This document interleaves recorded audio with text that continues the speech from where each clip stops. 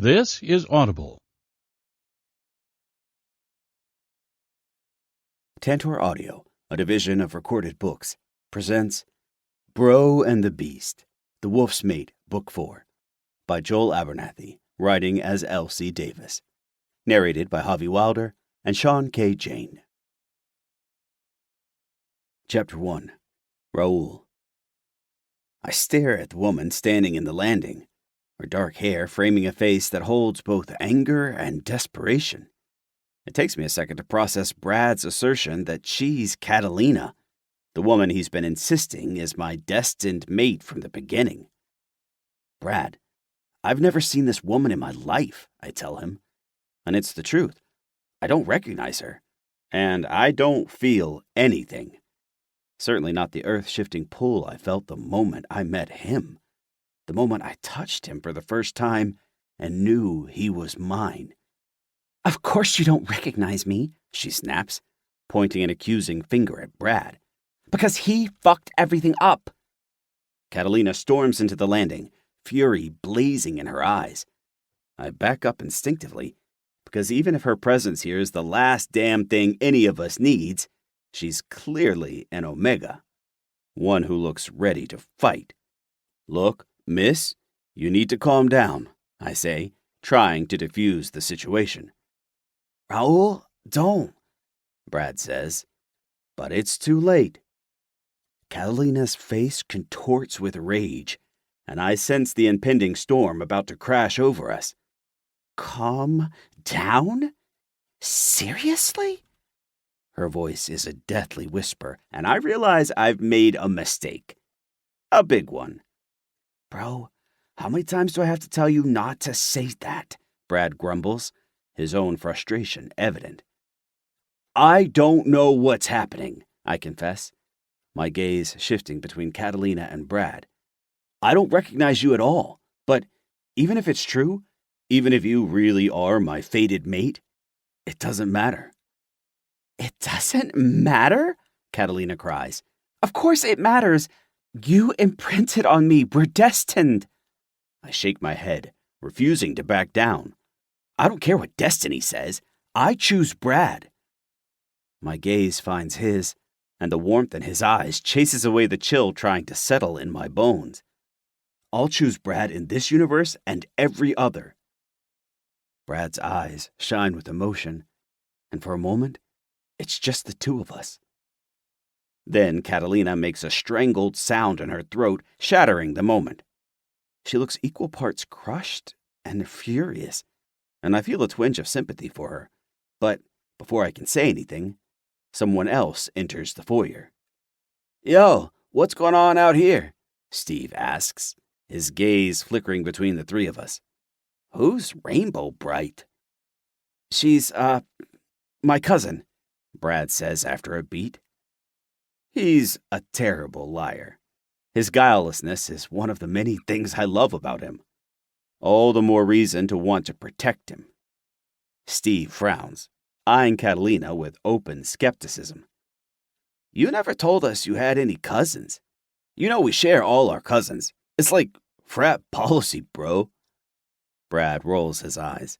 "Yeah, well, we don't really talk. But Catalina's gonna crash here for a bit." I feel a surge of panic at the suggestion. The last thing I want is this woman staying here, especially when Brad is still convinced she's my mate. And after everything else he believed turned out to be true, I'm going to have a damn hard time convincing him otherwise. But this is his den, and these strange fools are his pack.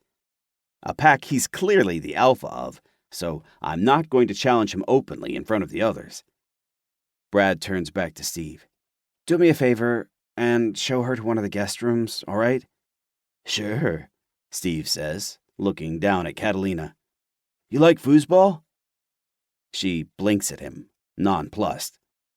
"Do I like what?" Steve just gestures for her to follow him upstairs, and after another venomous look in our direction, she does.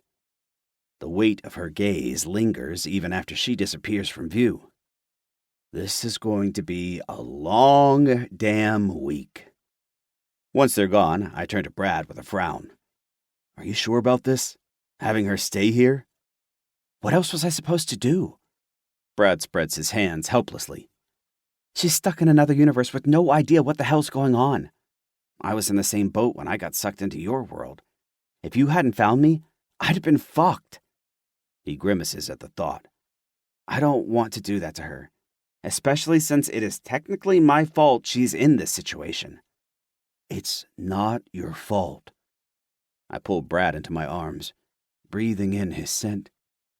He relaxes against me, tension bleeding from his muscles. But I still don't trust her. You don't have to. Brad tilts his head up, eyes earnest as he looks at me. You just have to trust me. I sigh, running a hand through his short hair. All right, but only until we figure out how to get us all home. A smile flickers across Brad's lips. You really meant all that shit about choosing me in every universe, huh? Of course I meant it, I say. I don't care whether my entire world really was some fantasy concocted by that strange woman, or if this is all just a dream. As long as I have you, it doesn't matter to me. And what about Catalina? He asks, his brow furrowing. You really don't recognize her at all? You didn't feel anything when you saw her? Nothing, I answer honestly, hoping desperately he'll believe me.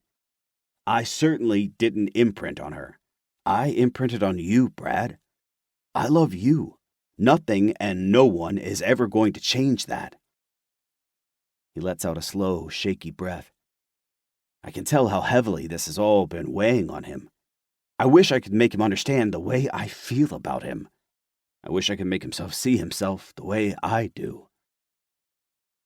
You know, when all this started, all I wanted was to put things back the way they were supposed to be, he says, his voice low as he leans in, his hands resting on my biceps.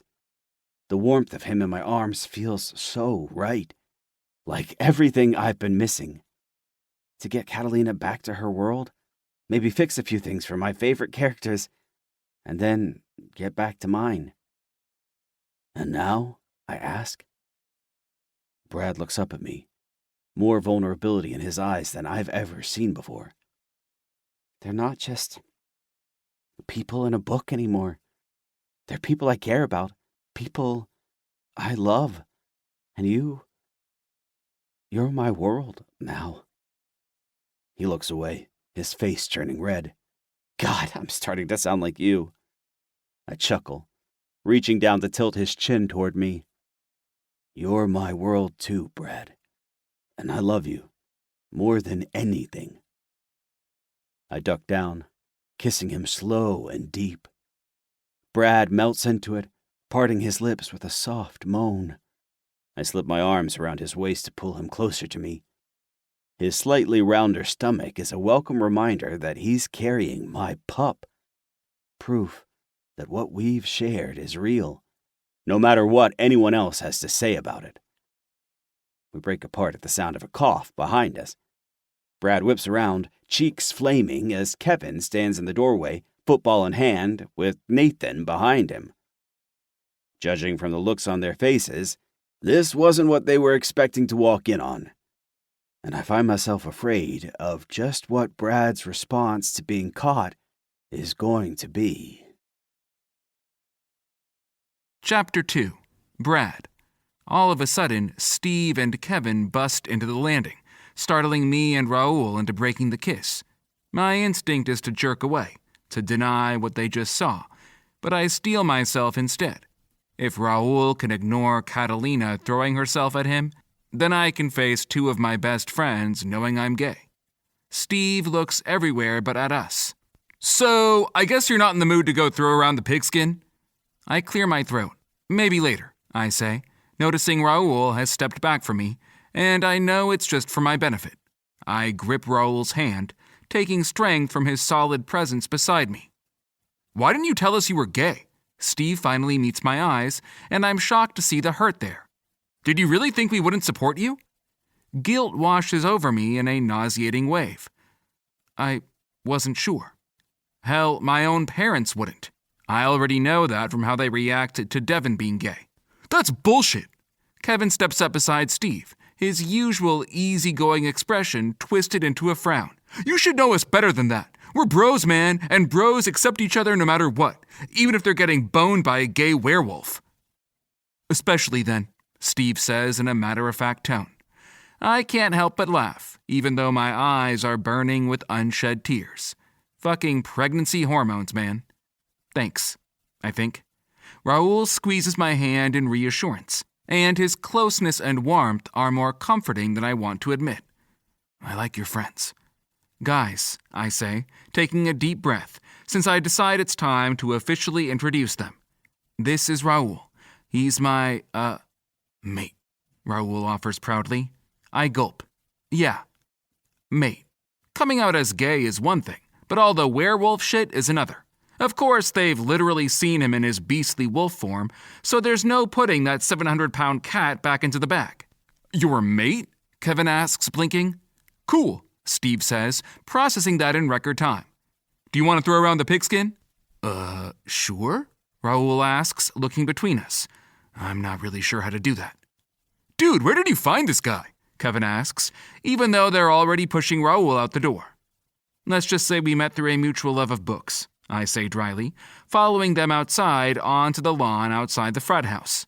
The sun is so bright it makes me squint, and I realize I've more or less become a fucking vampire this last week or so, holed up inside with Devin as we try desperately to perfect the ritual. Turns out we still have a long way to go. As I watch my friends trying to teach Raoul the basics of the game, though, all I can really feel at the moment is grateful. Devin and the others are safe, and Raoul is right. I know Lenore and the rest of the pack will take care of him and protect him with their lives. And now that Raoul and I are back together, I feel like I can handle pretty much anything. I just hope a real-world Constantine isn't on the menu. And I still can't shake that dream and how real it felt. And now we have Catalina to contend with. Yeah, it's going to be a long week. Pretty sure I have a test or two to worry about, but unless I can convince Luna to write me a body double, that shit's going to have to take a back burner. Not that I could really do that much worse in chem by not showing up at all than I already am. Pretty sure that TBI saved my GPA, if anything. As I watch Kevin and Nathan try to teach Raoul the intricacies of football, I glance down at my phone and decide it's time for an update from Luna. Any progress? I text her, trying to sound casual even though I'm desperate for an escape plan. Luna, nothing yet, she replies almost instantly. But is Reese really this much of a dumbass? Hey, he's a good guy, I defend my friend. He may not be the brightest bulb in the box, but he's the man you want in your corner when shit goes down. Luna, fine. Anyway, we're at my mom's house. I came clean about the witch stuff. It's complicated. Complicated how? I ask, my thumb flying across the screen. Luna, let's just say she doesn't do magic because a spell backfired once upon a time. But I explained our situation, and she's going to try to help. Great. None of these people know what they're doing. I'm never going to get back to the wolf's mate at this rate. I sigh and look back up at the game, only to find Catalina watching me through one of the windows, her eyes cold and menacing. My heart skips a beat, but when I meet her gaze, she vanishes from view. Hey, Brad, Kevin yells, pulling me back into the moment. Get over here and help us teach this big guy how to catch. Give me a second, I tell them, forcing a smile onto my face. Gotta take a piss. It's not entirely a lie. Ever since I got pregnant, I've been having to pee constantly, even though the baby can't be that far along. Probably. I actually have no idea, considering I never thought I'd need to know about the stages of pregnancy, at least not from this side of the equation. I head inside and go straight upstairs, pausing outside Catalina's door to psych myself up before knocking. Who is it? Her voice is sharp and filled with annoyance as she answers. Brad, I wanted to talk. She opens the door, her eyes narrowed and suspicious. What do you want? Can I come in? I ask, trying to keep my tone neutral. Catalina steps back, and I figure that's as much of an invitation as I'm going to get. Look, I just wanted to talk to you, I repeat. About what? She demands, folding her arms. I hesitate, deciding I should try to get on the same page. Bad metaphor. How, much do you know about how and why you're here? I ask. That seems like as good a place to start as any. She raises an eyebrow. You mean how I got sucked out of my world and trapped in a horrible liminal space where I've had to watch you fucking up my life ever since? I grimace. So she knows a lot. Enough that I'm really not sure how much she's seen, or if I want to know how much she's seen. Oh, I guess I just thought you sort of disappeared.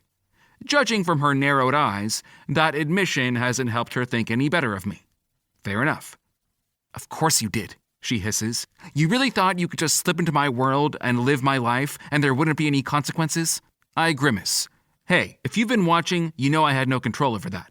It's not like I asked to get in that accident. It's not like I made Luna do that spell. She frowns. Yeah, I know about that bitch. What I still don't get is, why you? I've asked myself that plenty of times, I mumble. Something keeps me from admitting the blood on the pages is what sucked me in. Especially since if I tell her anything else, she's going to want answers I don't have, like where she ended up and how. The question is, how did you get out of there? A portal, she says with a shrug. That place where I was is filled with them. That's how I've been watching you fuck everything up this last couple of months. At least as much as I could stomach.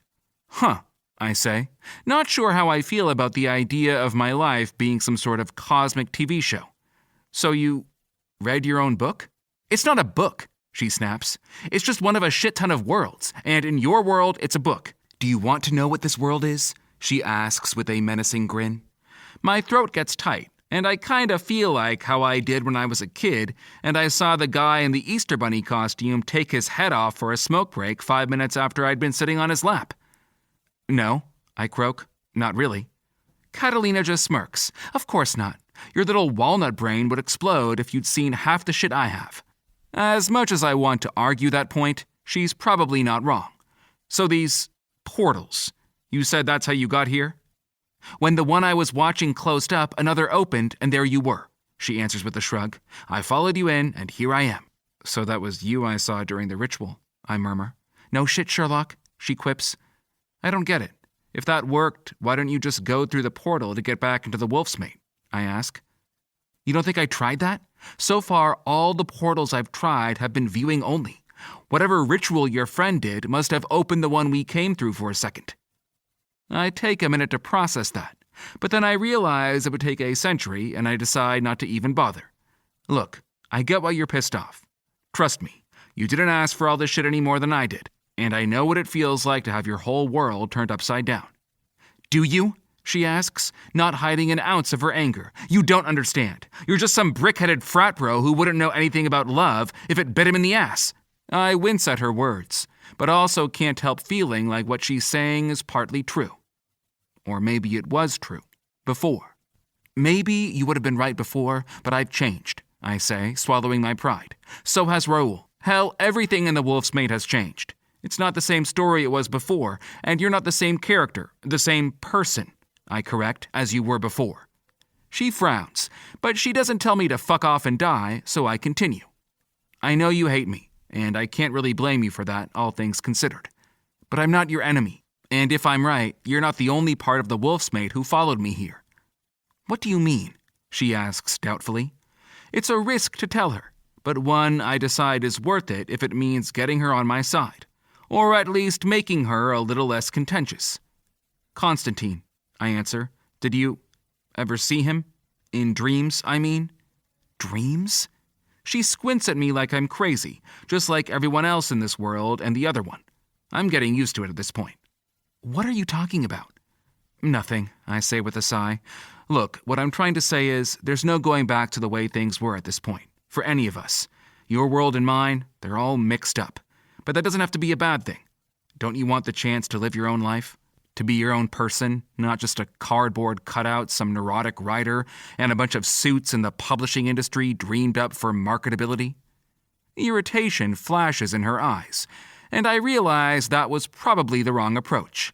You really don't get it, do you? She challenges, her voice laced with spite. I blink. Don't get what? You think all this is real, she says, gesturing to the room around us. You think your world is any less of a construct than mine? She takes a step toward me, and I actually back up a little, because she may be pint-sized, but this bitch is a solid 5 feet of menacing. Newsflash, Brad, we're all just stories dreamed up in someone else's head. And judging from what I've seen of yours, it's a comedy, she sneers. I'm about to reply when the door opens. I can tell just from the look on Catalina's face, mingled longing and rage, it's Raoul standing there on the other side. Brad? He calls warily, looking between us. Is everything all right? All at once, Catalina snaps back to her innocent, doe-eyed appearance that I'm starting to realize is a fucking Halloween mask. Everything is fine. Raoul doesn't answer. He just looks at me like he's waiting for a response. And I know from that protective glint in his eyes that I need to defuse the situation fast.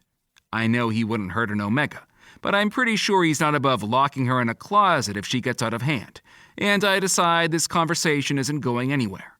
We're good, I say, brushing past him as I walk out of the room. Maybe it's too soon to try to reason with her. But what the hell did she mean about the whole comedy thing? I decide she's just trying to get under my skin and brush it off, stopping a bit further down the hall as Raoul catches up with me. What was that about? He asks, looking me over, like Ms. Curvy in all the right places is capable of hurting me. He's a fucking idiot. A cute idiot, but an idiot nonetheless. Just trying to smooth things out with Catalina, I admit. I take it that didn't go well, he says, giving me a knowing look. She just needs time, I mumble. You're too trusting, he accuses, slipping his arms around my waist. I look up at him, snorting. I'd rather that than be paranoid. Besides, what's she gonna do? I don't know, Raoul says, answering what I meant as a rhetorical question. I can tell from the troubled look in his eyes he's far from reassured. But I'm not going to give her the chance to find out. I don't want you alone with her. Seriously? I ask. Just humor me, Raoul pleads. I'm already trusting you by letting her stay here. I sigh heavily. Yeah, whatever. I decide not to challenge him on the whole letting her stay thing, since that's ultimately my decision. The truth is, after that conversation, I'm not all that sure I want to be alone with her myself. Chapter 3. Brad. I flex my biceps, sweat dripping down my forehead, as I try to lift the barbell one more time. It's been 2 weeks since Luna left to try to fix all this magical bullshit and get us back into the wolf's mate, and my once enviable six-pack is already more of a four-pack, and that's being generous. She sent Reese back a few days in, and given the fact that her updates have tapered off from daily texts to me having to prod her every now and again, things aren't going great with her mom. To make matters worse, I've had no choice but to go back to class. I kind of have to keep up the whole student thing if I want to stay in the frat house, and since my doctor gave me the medical all clear over a week ago, I don't have many options. At least it's good to feel some semblance of normal, even if it means suffering through my clinically boring econ professor's droning lectures. 2 semesters in, and I still don't know what the fucking economy is. Is it money? Is it stocks? Is it old dudes in a meeting room saying shit like irregardless? Pretty sure if I manage to get my degree by some miracle, I'm still not gonna know. Raoul insists on shadowing me to class, of course, and so far no one's noticed he's out of place. Or at least, no one's had the balls to call him on it, considering he looks like he could bench the admin building. The only time he ever leaves my side is when he has to go for a run in the woods surrounding campus. And considering that he lives in a frat house with few opportunities to shift, that's a necessity. It's also the only chance I have to get in a workout without his overprotective ass watching my every move. Hey, Nathan, I grunt, my arms trembling as I strain to keep them straight. Tap in, man. I'm feeling weak. Uh-huh, that's nice, bro, he replies distractedly. When I look up, his gaze is locked onto Catalina, who's confidently striding on the treadmill in her tight, skimpy workout outfit. Neon colors as usual. I'm not even sure where she's finding that shit. Focus, I snap at him. Nathan jumps, sheepish, and quickly moves to help me with the weights. As he does, I can't help but wonder if this newfound weakness is another side effect of being an Omega. Am I losing my strength, too? Catalina smirks, catching my eye, and waves at me with a coy smile. It's obvious she's been enjoying torturing me ever since she showed up in my life. Her charm has the other guys practically waiting on her hand and foot. One of them even rushes over to offer her a water bottle without her having to ask. I shake it off and resolve to ignore her. I can deal with her bullshit. For now, at any rate. I'd feel too guilty to kick her out. And besides, as long as she's here, I can keep an eye on her. That's one thing I can control, unlike the dreams of Constantine that have haunted me nearly every night since the first one. Man, I hope they're just fucking dreams. But if he was gonna show up, he would have already, wouldn't he? You want to go again? Nathan offers. That depends, I say through my teeth. Are you actually gonna spot me this time, or are you just going to ogle my cousin? He gives me a sheepish grin. Sorry, man, I got you, I swear. I take a deep breath and lay back on the bench, steeling myself for another set. I've barely got the bar lifted off the set when the gym doors burst open, making Nathan and me jump in surprise. In strides Raoul, his imposing figure drawing everyone's attention. He barely glances at Catalina as she tries to catch his eye, her smirk fading for a moment. Instead, he rushes over to me, easily lifting the chest press off me with one hand as if it weighs nothing. What do you think you're doing? Raoul demands, his eyes filled with concern. Even pregnant people are allowed to lift weights, I retort, trying not to let my frustration show as I sit up. Pregnant people? Nathan interjects in confusion, but I ignore him. Brad, you need to be more careful. Raoul scolds me, worry evident in his voice. That's the one and only reason his overprotective BS isn't driving me insane. Stop babying me, I snap. I can handle myself. It's not about handling yourself. It's about overexerting yourself. Raoul shoots back, his gaze traveling over me. You're clearly not feeling well. You were throwing up all night. Bro, are you sick? Nathan asks, turning pale as he backs up. His voice lifts an octave in panic. You know I can't get sick. I don't handle being sick well. I roll my eyes. Yeah, we all know about your legendary man flu, Nathan. No one wants that, but I'm fine. It's not contagious. You sure about that? He asks doubtfully, looking at me like I'm the guy who just got bit in a zombie movie and isn't planning on telling the group. As we argue, a group of freshmen who are just fawning over Catalina approaches Raoul. One of them pipes up, Hey man, can you teach us how to get your gains? You're fucking huge. Raoul blinks at them. I'm a werewolf. Can you bite me, bro? Adam counters, clearly excited by the prospect. Only a handful of my Kappa Nu bros have ever seen Raoul shift, but despite my best efforts, word has traveled fast. Fortunately for me, they're pretty unquestioningly loyal, so no one's called the dean or anything. They're also a bunch of drunk idiots, and there's no way he would believe them if they did, but still. Adam's friend nudges him and says, That's vampires, not werewolves, dumbass.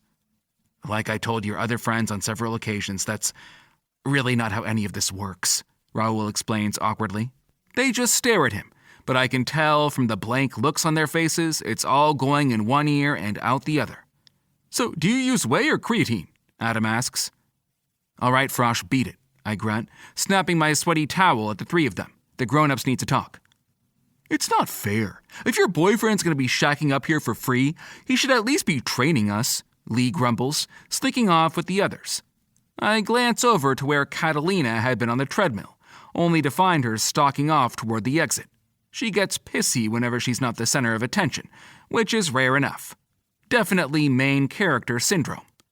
Nathan perks up like a prairie dog peeking out of its hole and rubs his hands together. You guys mind if I, Never gonna happen, but knock yourself out, I say dryly. He wastes no time wandering after her like a lost puppy. Your friends seem to have adapted well, Raoul says once we're alone. That's one of the perks of not being that deep. You kind of roll with shit, I admitted. Raoul smirks. You fell pretty deep last night. Okay, that was your worst one yet, I tell him. So cheesy even Reese wouldn't eat it if it was melted and poured over a plate of nachos. Raoul chuckles, but he grows serious. You really need to be more careful. You're not used to being pregnant, and you can't afford to push yourself too hard. Yeah, I mutter. This workout was an unfortunate reminder that I'm not up to my old standards, even if I hate to admit it. I hesitate, knowing I'm probably going to regret asking him the question that's been nagging at me, but it's not like there's anyone else who would know the answer. Am I getting weaker? Raoul hesitates, but he knows I'm not going to like his response. Just be honest with me, I say with a sigh. I need to know if that's an Omega thing, a pregnancy thing, or a me thing. Probably a combination of the first two, he admits. Omegas are physically weaker, regardless of stature, especially during heat or pregnancy. Nature's way of making sure you don't exert yourself too much. Great, I say through my teeth. Remind me to tell nature to fuck off. Raoul sits next to me on the bench, reaching out to stroke his fingers down the back of my neck. He hits one of those spots that makes my spine tingle, and my back stiffens automatically. There are benefits, too, he reminds me, his breath tickling the back of my neck and making me shiver. Not in the gym, man, I say half-heartedly.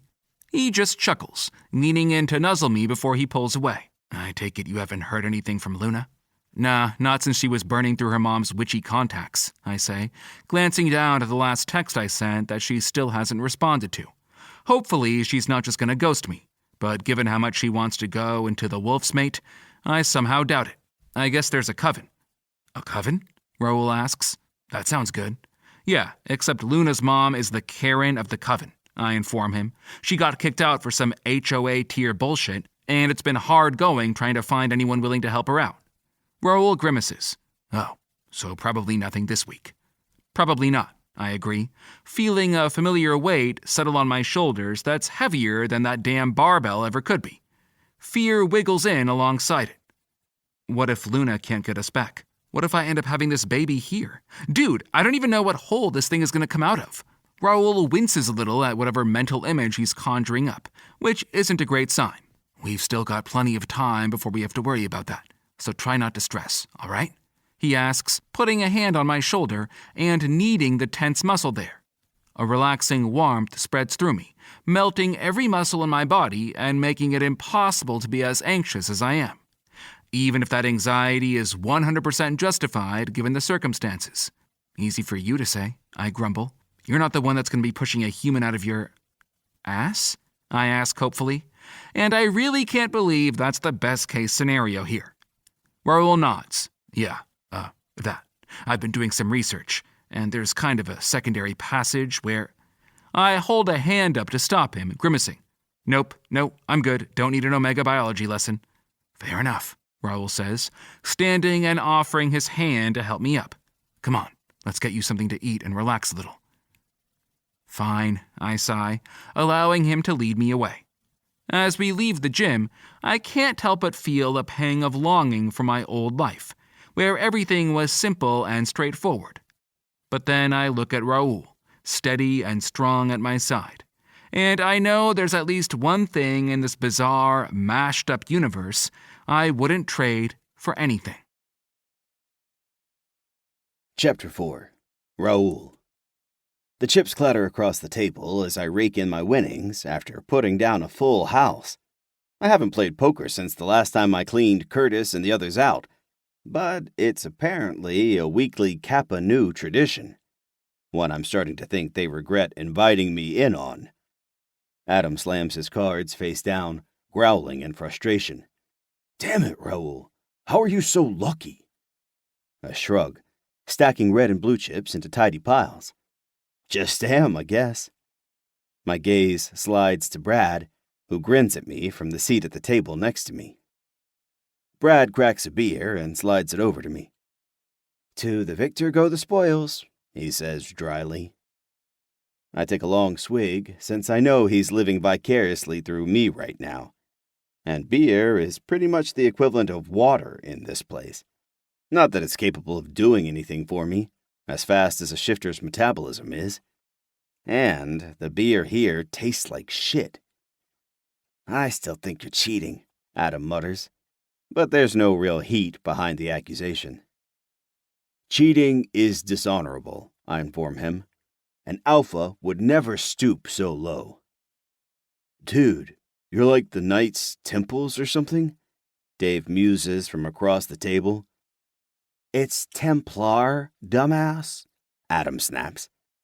Nathan claps Adam on the back. Face it, man, Raoul's just better at this than you. Adam glowers at his cards like they've personally offended him. I almost feel bad taking so much of his money. But not quite. It's just because he's a werewolf. They're all lucky. That's leprechauns, Nathan says, rolling his eyes.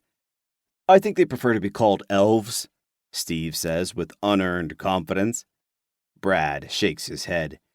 You're all idiots. Says the guy who can't even get Catalina's name right, Nathan retorts. Brad flips him off. Speaking of which, Where is she? He asks, glancing around the frat house. Have any of you seen her? Reese frowns. Not for a while, no. She's out on a date with Brian, Steve says unhappily. The rich one or the one with the nice hair? Brad asks. Hair, obviously, Steve mumbles. This is clearly a sore subject for him. I told you to stay away from her, Brad says. She's burned through half the frat already, and she's a cold-blooded psychopath. Yeah, but she's hot, Steve protests. And the sex is fucking insane. He leans in and whispers, his eyes glowing with excitement. She bites. Brad groans, running a hand down his face. I really don't want to hear about your kinky bullshit. I'm already nauseous. He's been sick all the time lately, and I can't help but worry.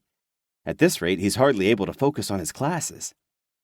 To be fair, I'm not sure how much of that is morning sickness and how much of that is just Brad. But I'm glad he's got some semblance of normalcy to focus on until we can get back to the real world. Well, to my world, at any rate. I'm not sure I put much stock into the idea of what is and isn't real at this point. Steve shrugs.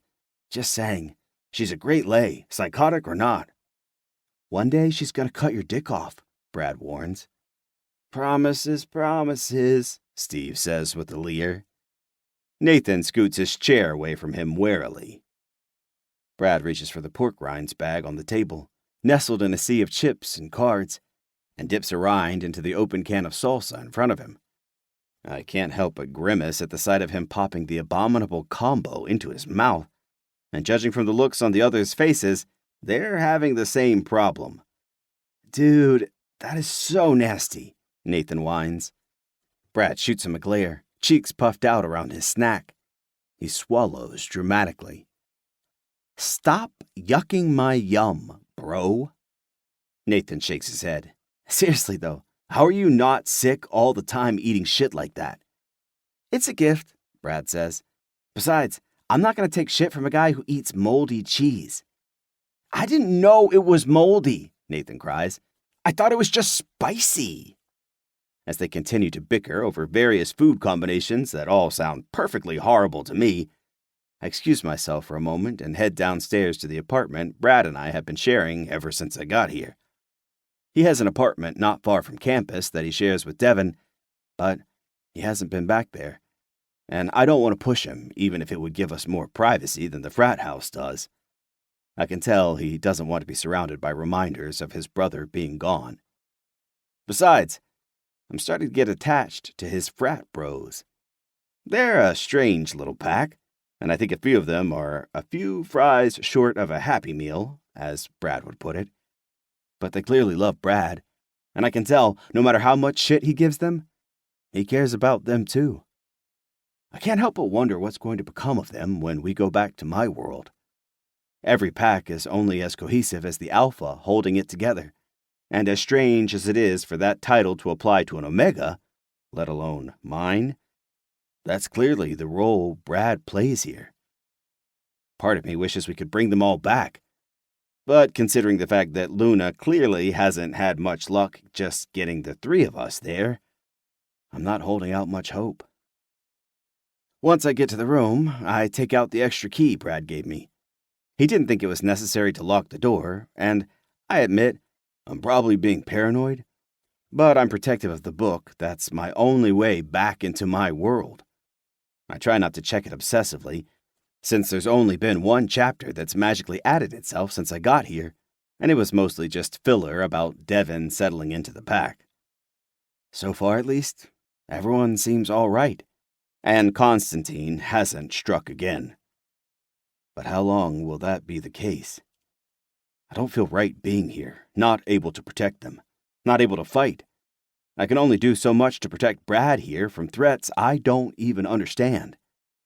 Then there's that strange dream Brad had that Constantine was here in his world.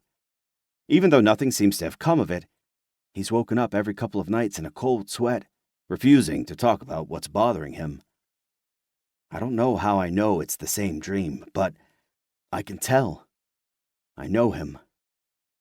I move aside the mattress to check for the third time that day that the wolf's mate is still there, convincing myself I'm just being paranoid and expecting it to be there just like it always is.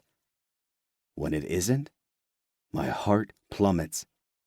I toss the mattress off, then scramble to look under the bed, in the closet, behind the dresser, anywhere it could have fallen or been knocked aside to. But it's gone, vanished without a trace. Panic rises in my chest as I race upstairs, barely noticing the curious and concerned looks of Brad's frat brothers. I burst into the living room, eyes wild. The book is gone. Brad's head whips up, eyes wide. What do you mean, gone? Brad demands, standing up so fast his chair crashes to the floor behind him. I mean, it's not there anymore, I growl. Someone took it, or hid it, or I don't know, but we have to find it. Wait, what book? Nathan asks, looking between us. The look on Reese's face suggests he's the only one besides me and Brad who knows exactly what I'm talking about, and what the stakes are. The wolf's mate, Brad says, scanning over his frat brothers. Raoul's on the cover. Don't ask. Have you guys seen it? No, Nathan says, scratching the back of his head as he looks over at Adam and Steve. They both shrug and shake their heads. I need you guys to help me look, Brad says, his tone urgent and his voice tight. Please. A chill comes over the room as the others seem to sense the shift in Brad's demeanor. Yeah, sure, Adam says, jumping up along with the others. Don't worry, bro, we'll find it. Not a lot of books in this place, Steve muses. Shouldn't be too hard. Thank you, Brad says, breathing a sigh of relief that's short-lived as his eyes meet mine. I don't need to hear his words to know what he's thinking. What we're both thinking. Catalina. Chapter 5. Brad. The frat house is empty. All the guys have helped me search every closet, every cabinet, under every bed. No Catalina. No book. Catalina's room looks untouched, but her things are gone. Another shit-tastic sign. There's no note or anything, so it's not like she's holding the book for ransom. I even tried calling the number of the phone she conned Steve into buying her because the extra I gave her wasn't to her liking enough. The bitch has been on this side of the 21st century for a few weeks, and she's already decided she only likes Apple products. Raoul bounds through the front door, fur matted with mud and leaves. He shakes himself off, sending water and dirt flying. His wolf form is massive, bigger than a bear, all muscle and teeth, but his eyes are still the same familiar amber. He pads over to me, lowering his head. I scratch behind his ears. Any sign of her scent? He huffs out a breath, the smell of dead leaves and damp earth. A no. Reese emerges from the kitchen, spatula in hand. Wolfie's back, huh? No luck? Raoul shifts into human form right there in the foyer, muscles rippling under his tan skin. He's naked, but he doesn't seem to care. Alphas rarely do. Her scent disappeared at the river. She's covering her tracks. My stomach drops. This can't be happening. If Catalina stole the book, there's no fucking way she's planning on doing anything good with it. This is fucking bad, I mutter, digging a hand into my hair. What's Catalina want with that book anyway? Reese asks, looking between us. Probably revenge, I mutter. Revenge? Reese echoes in confusion. I can see the answer dawning on him. Oh, right, because you're fucking her destined mate or whatever. The other way around, Raoul says tersely. I roll my eyes. Alphas. Well, what can she do with the book? Reese asks. Could she actually change anything? I don't know, I admit, but I'm sure she's going to try to rewrite everything to put it back the way it was. And if that doesn't work, maybe even destroy the book when she's done just to spite us. She wouldn't, Reese says. Would she? Wouldn't that destroy her too? I fall silent for a moment, and Raoul and I exchange a look. He knows the answer to that question as well as I do.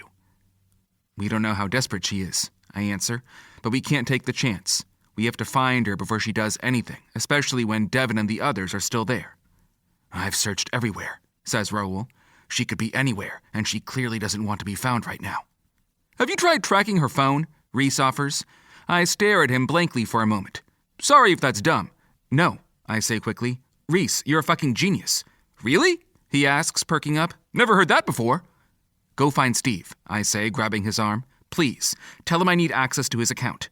Yeah, sure. I think he went to math class. He'll be down for an excuse to ditch, Reese says, already headed toward the door. What do you mean track her phone? Raoul asks, wandering over as I take out my phone to contact Luna, figuring it's about time I let her know what's going on since it's her evil brainchild running loose out there. How would you do that? It's a tech thing, I answer, sending a text to Luna. If you wouldn't think of it, neither would she, which means she probably hasn't ditched it yet. I can tell he still doesn't quite understand, but he stays silent as I text. All of 2 seconds later, Luna is calling me. Oh, so you do know how to pick up a phone, I mutter when I pick up. Don't start with me. Do you have any idea what spending an entire month with my mother and her alcoholic frenemies is like? Luna demands from the other end. And what do you mean the book is gone? Just what I told you, I say with a sigh. I told you to keep it somewhere safe. Yeah, no shit, I say. We did. It was locked up in our room, and I have no idea how, but Catalina must have nabbed my key because she broke in and stole the book somehow. The door was still locked. She's fucking sneaky, Luna mutters. If I didn't know better, I'd think there was a hint of admiration in her voice. You should have kept a closer eye on her. I told you letting that bitch stay at the frat house was a bad idea. You're the one who wrote her like this, I cry. Luna falls silent for a moment. I can practically hear the gears turning in her head from here. Where would she go? I ask. You created her. You know how she thinks. Where would she take the book? I don't know, Luna says slowly. I mean, she's cunning, at least originally. She has to want something, but I don't know what. I'm still not used to the idea of my characters doing shit I don't have control over. Well, she did, I say, so start thinking like her. What does she want? She hesitates. I mean, she probably wants Raoul back. Yeah, no shit. But do you think she's going to fuck with the book to accomplish that? I ask, or destroy it? More silence. I don't think so. She's too smart for that. This version of her, at least, Luna finally murmurs. She's probably waiting for something. Trying to use it for leverage. She has to want to go back as much as you and Raoul do. I'm not really sure if that counts as comforting, but I decide it's something. So what do we do? I take it you're still not any closer to fixing the spell to get us back? Actually, I did make some progress, she says. I talked with one of my mom's friends who actually knows what she's talking about, and she's been helping me refine the incantations. But that's all dependent on actually having the book in your possession. Yeah, I say with a grimace. I get it. So where do we go from here? I'm coming down there, Luna says decisively. I can help look for clues about where she might have gone, and if we find her, I can try reasoning with her to get the book back. Thanks, I say. When will you get here? I'm packing my bags now, she replies. I'll drive down tonight and be there first thing in the morning. Try to get some rest. We've got a long road ahead of us. And hey, maybe Catalina will contact you when she's put enough distance between you and her to feel safe. Yeah, I guess, I sigh. Drive safe. I hang up, glancing over at Raoul. I can tell he heard everything. So now we wait, he says in a somber tone. I can tell it's the last thing he wants to do. Man of action and all that. And I can't say I'm any more comfortable with this shit, but what choice do we really have? There's still Steve, I say, shooting him a text to find out if he's on his way. I'm really not enthused by the idea that our fate might rest in the hands of a man your pack calls Smelly Steve, Raoul says flatly. You and me both, buddy, I snort. And it's not a pack, it's a frat. Same difference, says Raoul. Before I can argue, the door opens and Steve breezes in. Hey, Reese says you need me? Just your phone, I say, holding my hand out. Give it. He scowls but hands it over. Just stay out of my browser history. And if you see anything about feet, it's not what you think. Foot powder? I ask, opening up the Find My iPhone page. Steve's face goes blank. Oh, yeah, that's it actually. I scroll through the list of devices on Steve's plan until I find the newest phone on there, and I press the button to track it. When I hear a shrill dinging sound coming from down the hall, my heart sinks. Raoul grimaces, bringing a hand to his ear like the sound is painful. What is that awful noise?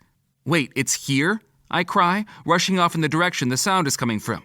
Hey, that's my room, Steve cries, as I burst in and look around, trying to narrow the sound down even more. It sounds like it's coming from his dresser, and when I start rummaging through the top drawer, Steve gives up and throws his hands in the air. What the fuck, man? I toss aside a few socks that definitely shouldn't be in the clean sock drawer. God, I hope those aren't supposed to be clean, and frown when I see the phone sitting at the bottom of the drawer, still pinging. The phone, Raoul says, his eyes widening as he comes up behind me. I don't get it, says Steve. What's that mean? It means balsamic vinaigrette is a hell of a lot smarter than I've been giving her credit for, I mutter. And we're fucked. Chapter 6. Brad. Once Raoul and I leave Steve to return the contents of his drawer to their rightful place, I slump against the wall and take a deep breath, trying not to let myself get too discouraged. Or panic. Luna is right, I say, slipping my phone back into my pocket. We should probably get some rest while we can. I look over at Raoul's mud-covered, naked form. And you need a bath.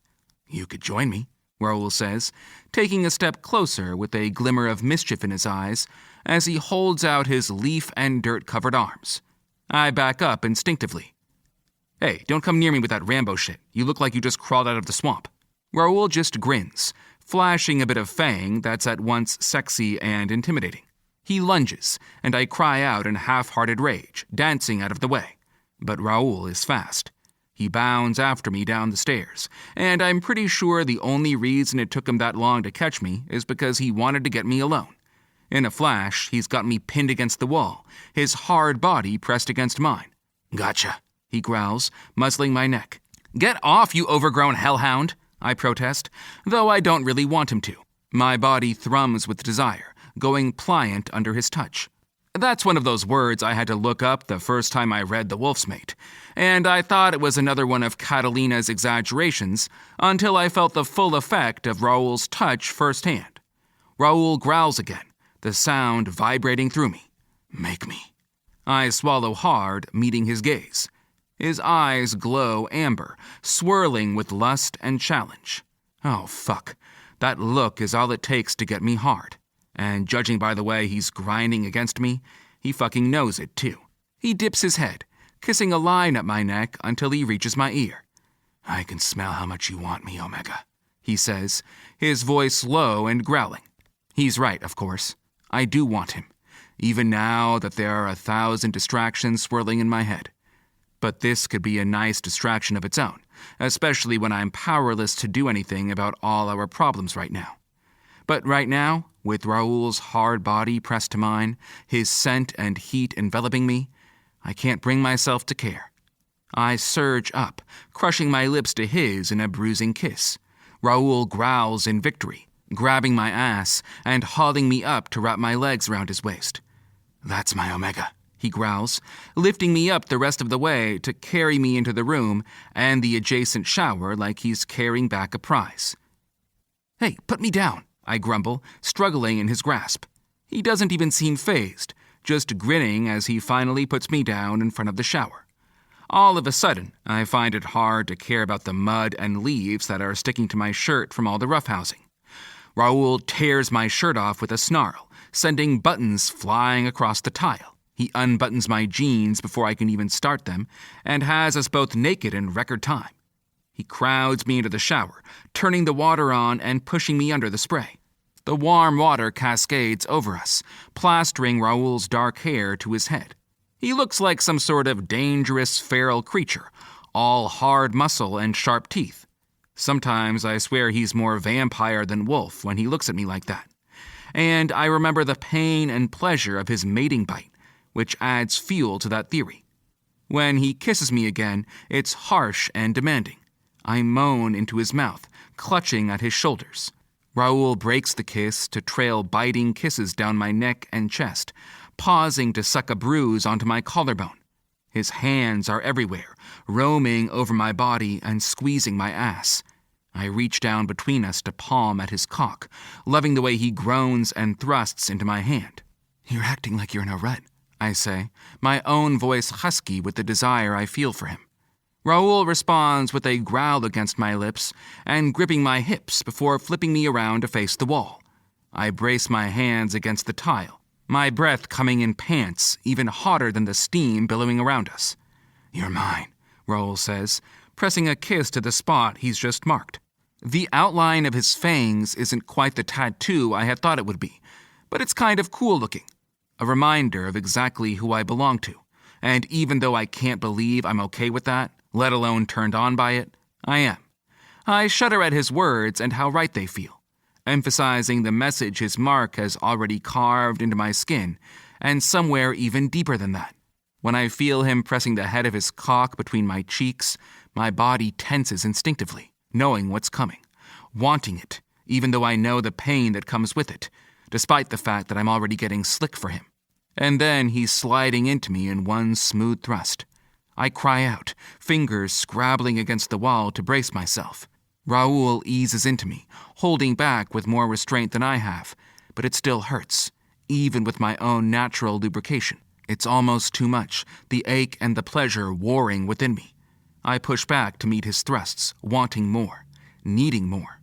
Raoul wraps an arm around my chest, pulling me flush against him. His other hand slides down to grip my cock, stroking in time with his thrusts. "Good boy," he purrs. There it is again. That phrase that should drive me insane, and it does. Just not in any of the right ways. I feel his knot pressing against my hole, trying to stretch it open, and the rest of his length disappears in me. And a part of me wants it, but there's just enough common sense left to chime in.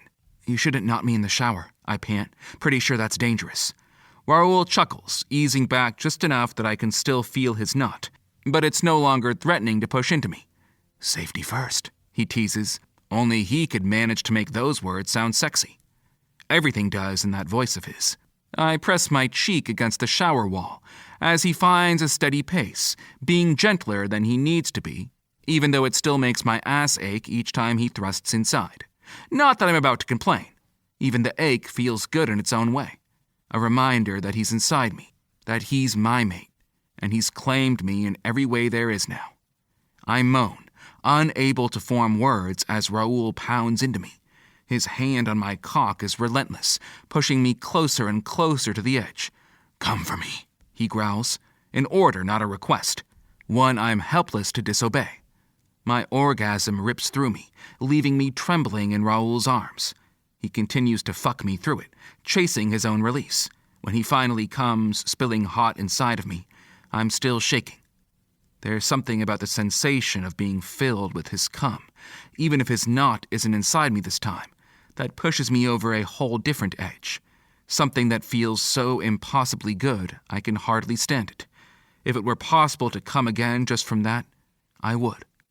As it is, I just tremble with satisfaction, enjoying the little aftershocks as he sinks against me, his arms wrapped tightly around my waist, and his strong, muscular chest pressed to my back. He buries his face in my neck and kisses me. I can tell he's breathing in my scent. Either it's my imagination, or I can smell him a little better too, even through the shower steam. I can smell both of us, our sense and arousal mingled in a perfect concoction that does something to the animalistic part of my brain. Raoul finally goes soft and eases out of me so we can both wash up. He starts massaging the bar of soap over my tense muscles, and while I'm usually not the type to let someone else fuss over me, it feels too good to stop him, and I can tell he enjoys it. Probably some alpha thing. When he turns off the water and helps me out of the shower, I'm unsteady on my feet, still dazed from the intensity of what we just did. What he did to me. What I let him do. It should probably bother me. I keep waiting for the panic to sink in over the fact that I let myself get pounded by another dude on the regular. But it hasn't. It just feels right. Good. We end up back in bed, wrapped up in each other's arms, and Raoul's scent envelops me, marking me in a way his bite already has. "You're mine," he says, low and possessive. I know I should argue, tell him I don't belong to anyone. But the truth is, he already has me, and I don't want it any other way. "Yours," I agree softly. "For the record, you're mine too."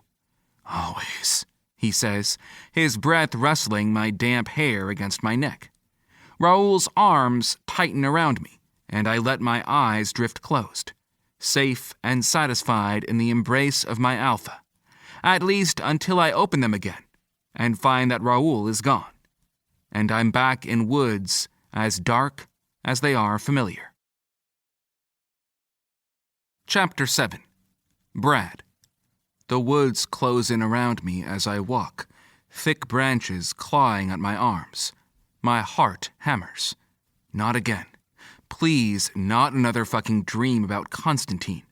Why can't I dream about Raoul? Hell, I take those weird shame boner dreams about my poetry professor calling me in front of the class in a clown suit over this shit. At least there's no sign of him. Not yet, anyway. Something up ahead does catch my eye, though, and I'm on edge immediately. A flash of brown fur darts between the trees. Relief washes over me when I realize it's just a regular wolf this time. But something about it draws me closer, luring me to follow it into the woods, where the brambles tug at my arms and legs. At least, I think they're brambles. What are brambles anyway? While I'm still at war with the dream brambles, the wolf bolts like it saw me. "Hey, wait!" I call after it.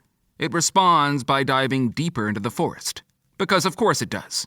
I yank myself free and stumble after it, even knowing Constantine might be lurking somewhere nearby. Hell, for all I know, he's leading me into a trap. But something about that damn wolf is so weirdly familiar, I can't resist. Finally, the wolf stops at a stream and turns to face me. Yeah, there's no mistaking it. Those eyes look like mine. I start walking slower, not wanting to spook it, and hold my hand out like that guy in the dinosaur movies does. And it seems to be working, so I guess I shouldn't have ragged on him so much.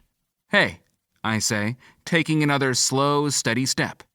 The wolf's fur bristles all the way down its back, its lips curling back from sharp teeth. A warning snarl rumbles in its throat, and I freeze. "Hey, easy," I say. "I'm not gonna hurt you." But then I realize it's not looking at me. It's looking behind me. I spin around, heart pounding. There, leaning against a tree, is a man with long, bone-white hair and golden eyes. I've never seen him before, but if the white hair isn't enough of a clue, that scar over his left eye sure as hell is. "Constantine," I say through my teeth. He pushes off the trees and saunters over, hands tucked casually in his pockets. Every step cracks a stick under his expensive-looking shoes. "Miss me?" His smile is all teeth. I back up until I can hear the stream babbling a bit too close behind me. When I crane my neck a little, just enough to look over my shoulder, I see the wolf has vanished. "Coward. Not enough," I say, hoping I sound braver than I feel. Constantine stops an arm's length away, looming over me. Now, there's no need to be rude." His eyes flick down, tracing the line of my throat. We're going to be mates soon enough. Panic rises in my chest like bile. Bullshit. In case you haven't noticed, I'm marked now. Constantine sneers. "So you are, but that doesn't mean much to me. It won't mean much to you either once Raoul is dead." Rage washes over me, and it's all I can do not to fling myself at him and attack. I'm not sure if I'd be able to take him in a dream, but even if he doesn't have the advantage of shifter strength here, he'd still kick my ass. I'm arrogant, but only where I can back it up, and one look at this stylish asshole is enough to know that's just not gonna happen. "Why do you even want me?" I demand. "I'm not even really from Blue Fang." "That hardly matters, does it?" He reaches out, grasping the air an inch from my face. His nails have lengthened into claws. We all have to play our roles. My breaths come sharp and fast. "What are you talking about? What roles?" Constantine smiles, a flash of teeth. "You'll find out soon enough, my lamb.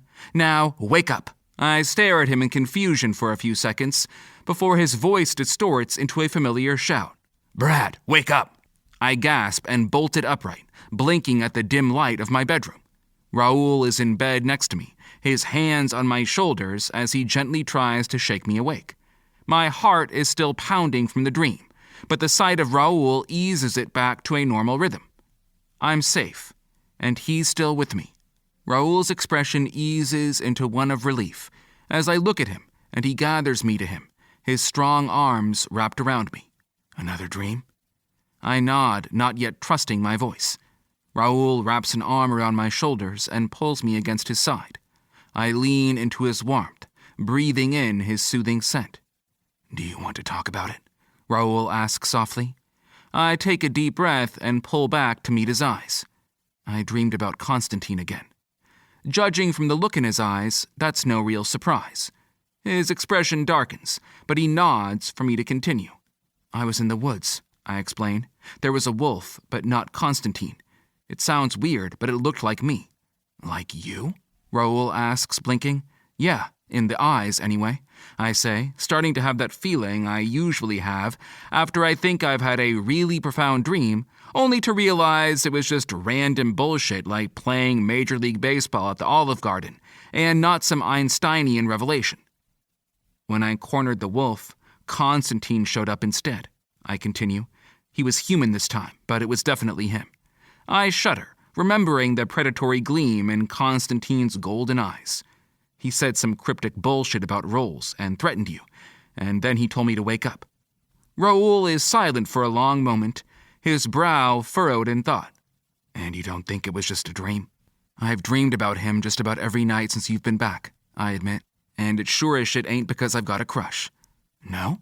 Raoul asks dryly, a glimmer of amusement in his eyes. He's not your type? No, I balk, grimacing at the thought. He's a fucking creep. But is it possible? To communicate with someone through a dream, I mean? Raoul hesitates and seems to be considering it. Wolves communicate telepathically, of course, but I've never heard of one being able to talk to a human. And Constantine shouldn't be able to enter your dreams, not unless you share a bond, and you certainly don't. What if it's magic? I ask warily. What if he's found a way to track me? If that were true, he would have tried to take you already, says Raoul. You heard what Luna said. We're bonded. That's why I was able to come through into your world. Catalina's here too, I remind him. He pauses, but takes me back into his arms. It was just a dream, Brad, and if it wasn't, we'll deal with it. I'm not letting anyone take you from me again. I know, I say, sighing deeply, but I can't get Constantine's threat out of my head. What if he really is here? What if he tries to kill Raoul, and there's nothing I can fucking do about it? I can't lose him again. I won't. My phone buzzes on the nightstand, and when I see Luna's name on the display, I'm only kind of relieved. Luna is here, I announce. Let's see if she had any more luck than we did. Chapter 8. Raoul. The stairs creak under our feet as Brad and I pad down to answer the insistent knocking. Reese is still snoring away on the couch, drool pooling under his slack jaw and a half-eaten burrito sitting on his chest. If he were a shifter, he'd be a damn Saint Bernard. I open the door first, putting myself between the door and Brad just in case, ignoring his eye roll. Luna stands on the threshold, looking like a woman who's running on coffee and fumes.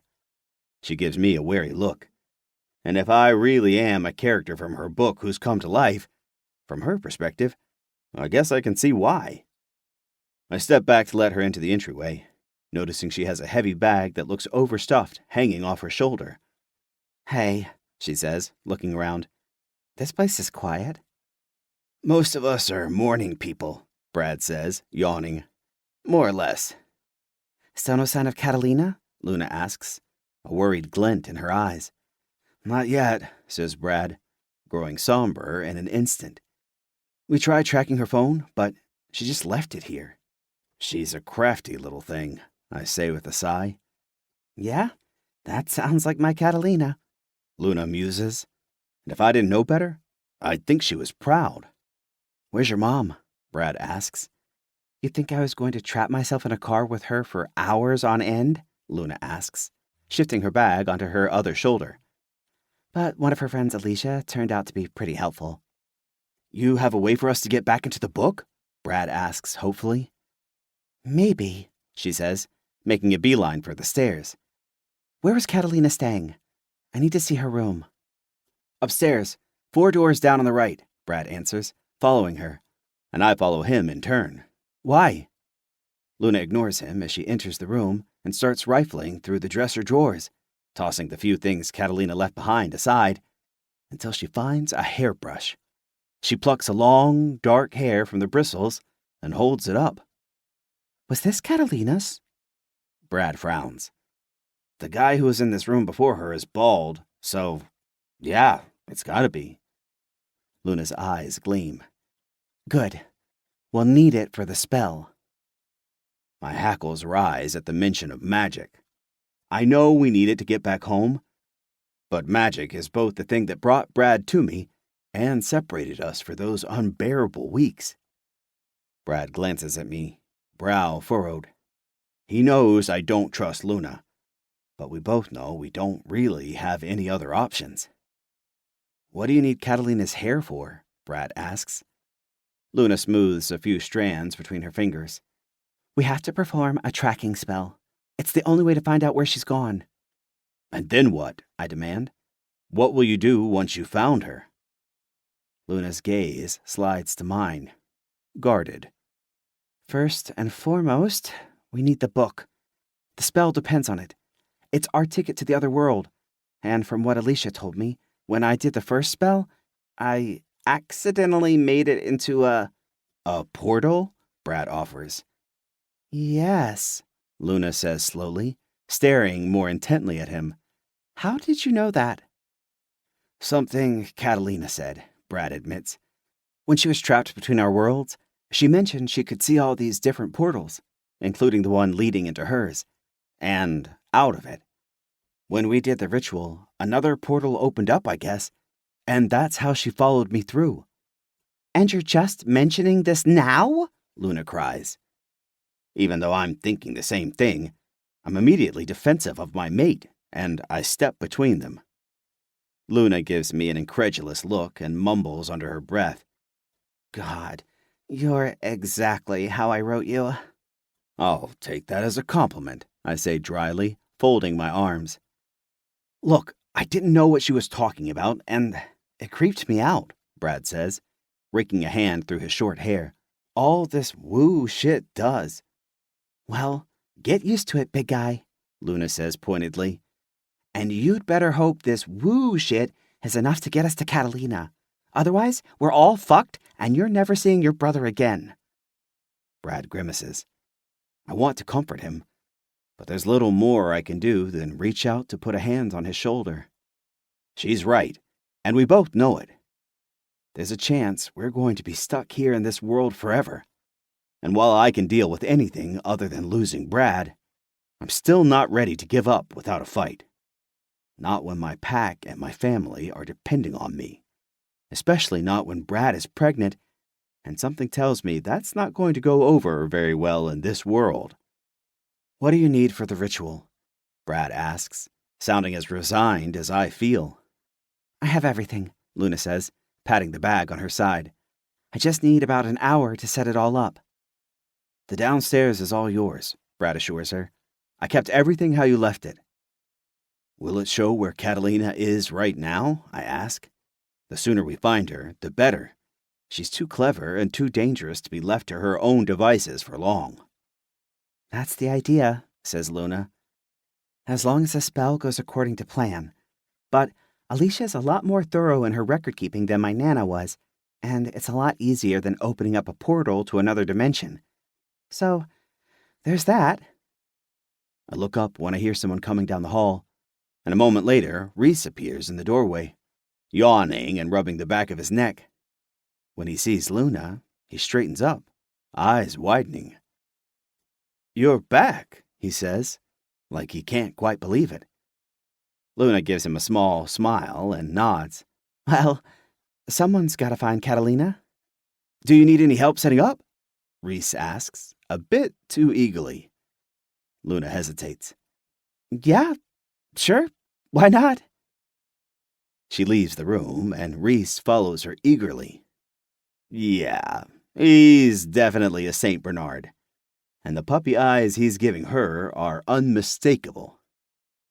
Do you think I ask, once Brad and I are alone in the room. Brad blinks, looking at the spot the other two were just a second ago. Reese and Luna?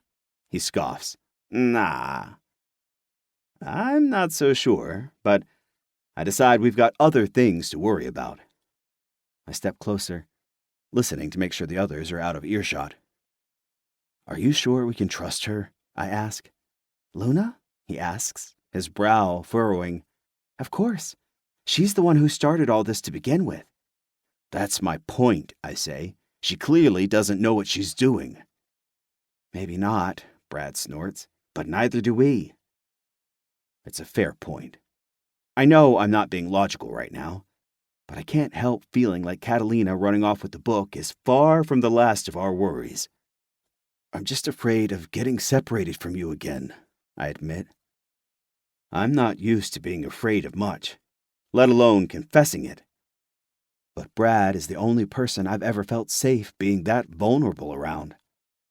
His gaze softens, and he reaches out to take my hand, giving it a squeeze. You won't, he says. You marked me, remember? Yeah, I say, taking a deep breath. I just hope that's enough. Chapter 9. Brad. Looking like a real magician's apprentice there, Reese, I say dryly, as I come down the stairs with Raoul to see my frat bro and Luna setting up the new ritual. He shoots me a half-hearted glare as he places the candles around the circle Luna set up with yet another sigil poured from salt. This one looks a hell of a lot more complicated than the last, so maybe Luna's friend is legit after all. Seated on the floor, Luna is arranging candles and bowls of herbs around the circle and giving Reese instructions, which he obeys like an obedient puppy. When she finishes, she places a charcoal disc in the center of the circle and drops a few of Catalina's hairs onto the surface. She lights the disc with a lighter, and the scent of human hair burning in the air makes me gag. Luna sits at the edge of the circle, a look of focus coming over her ear. Come, sit. We obey, Raoul pulling me down beside him. His warmth calms my nerves, but only a little bit. Luna begins muttering under her breath, and the candles flicker to life one by one. The hairs on the back of my neck rise. You're getting good at that, I remark. Luna's lips twitch, getting better at the whole witchy thing in general. You might want to consider a career change, I tease. She rolls her eyes. Don't count on it. All right, we all need to join hands, Luna says. Complete the circle. Raoul grasps my hand, his palm hot against mine. On my other side, Reese links his fingers through mine. I stare at our joined hands, dread pooling in my gut.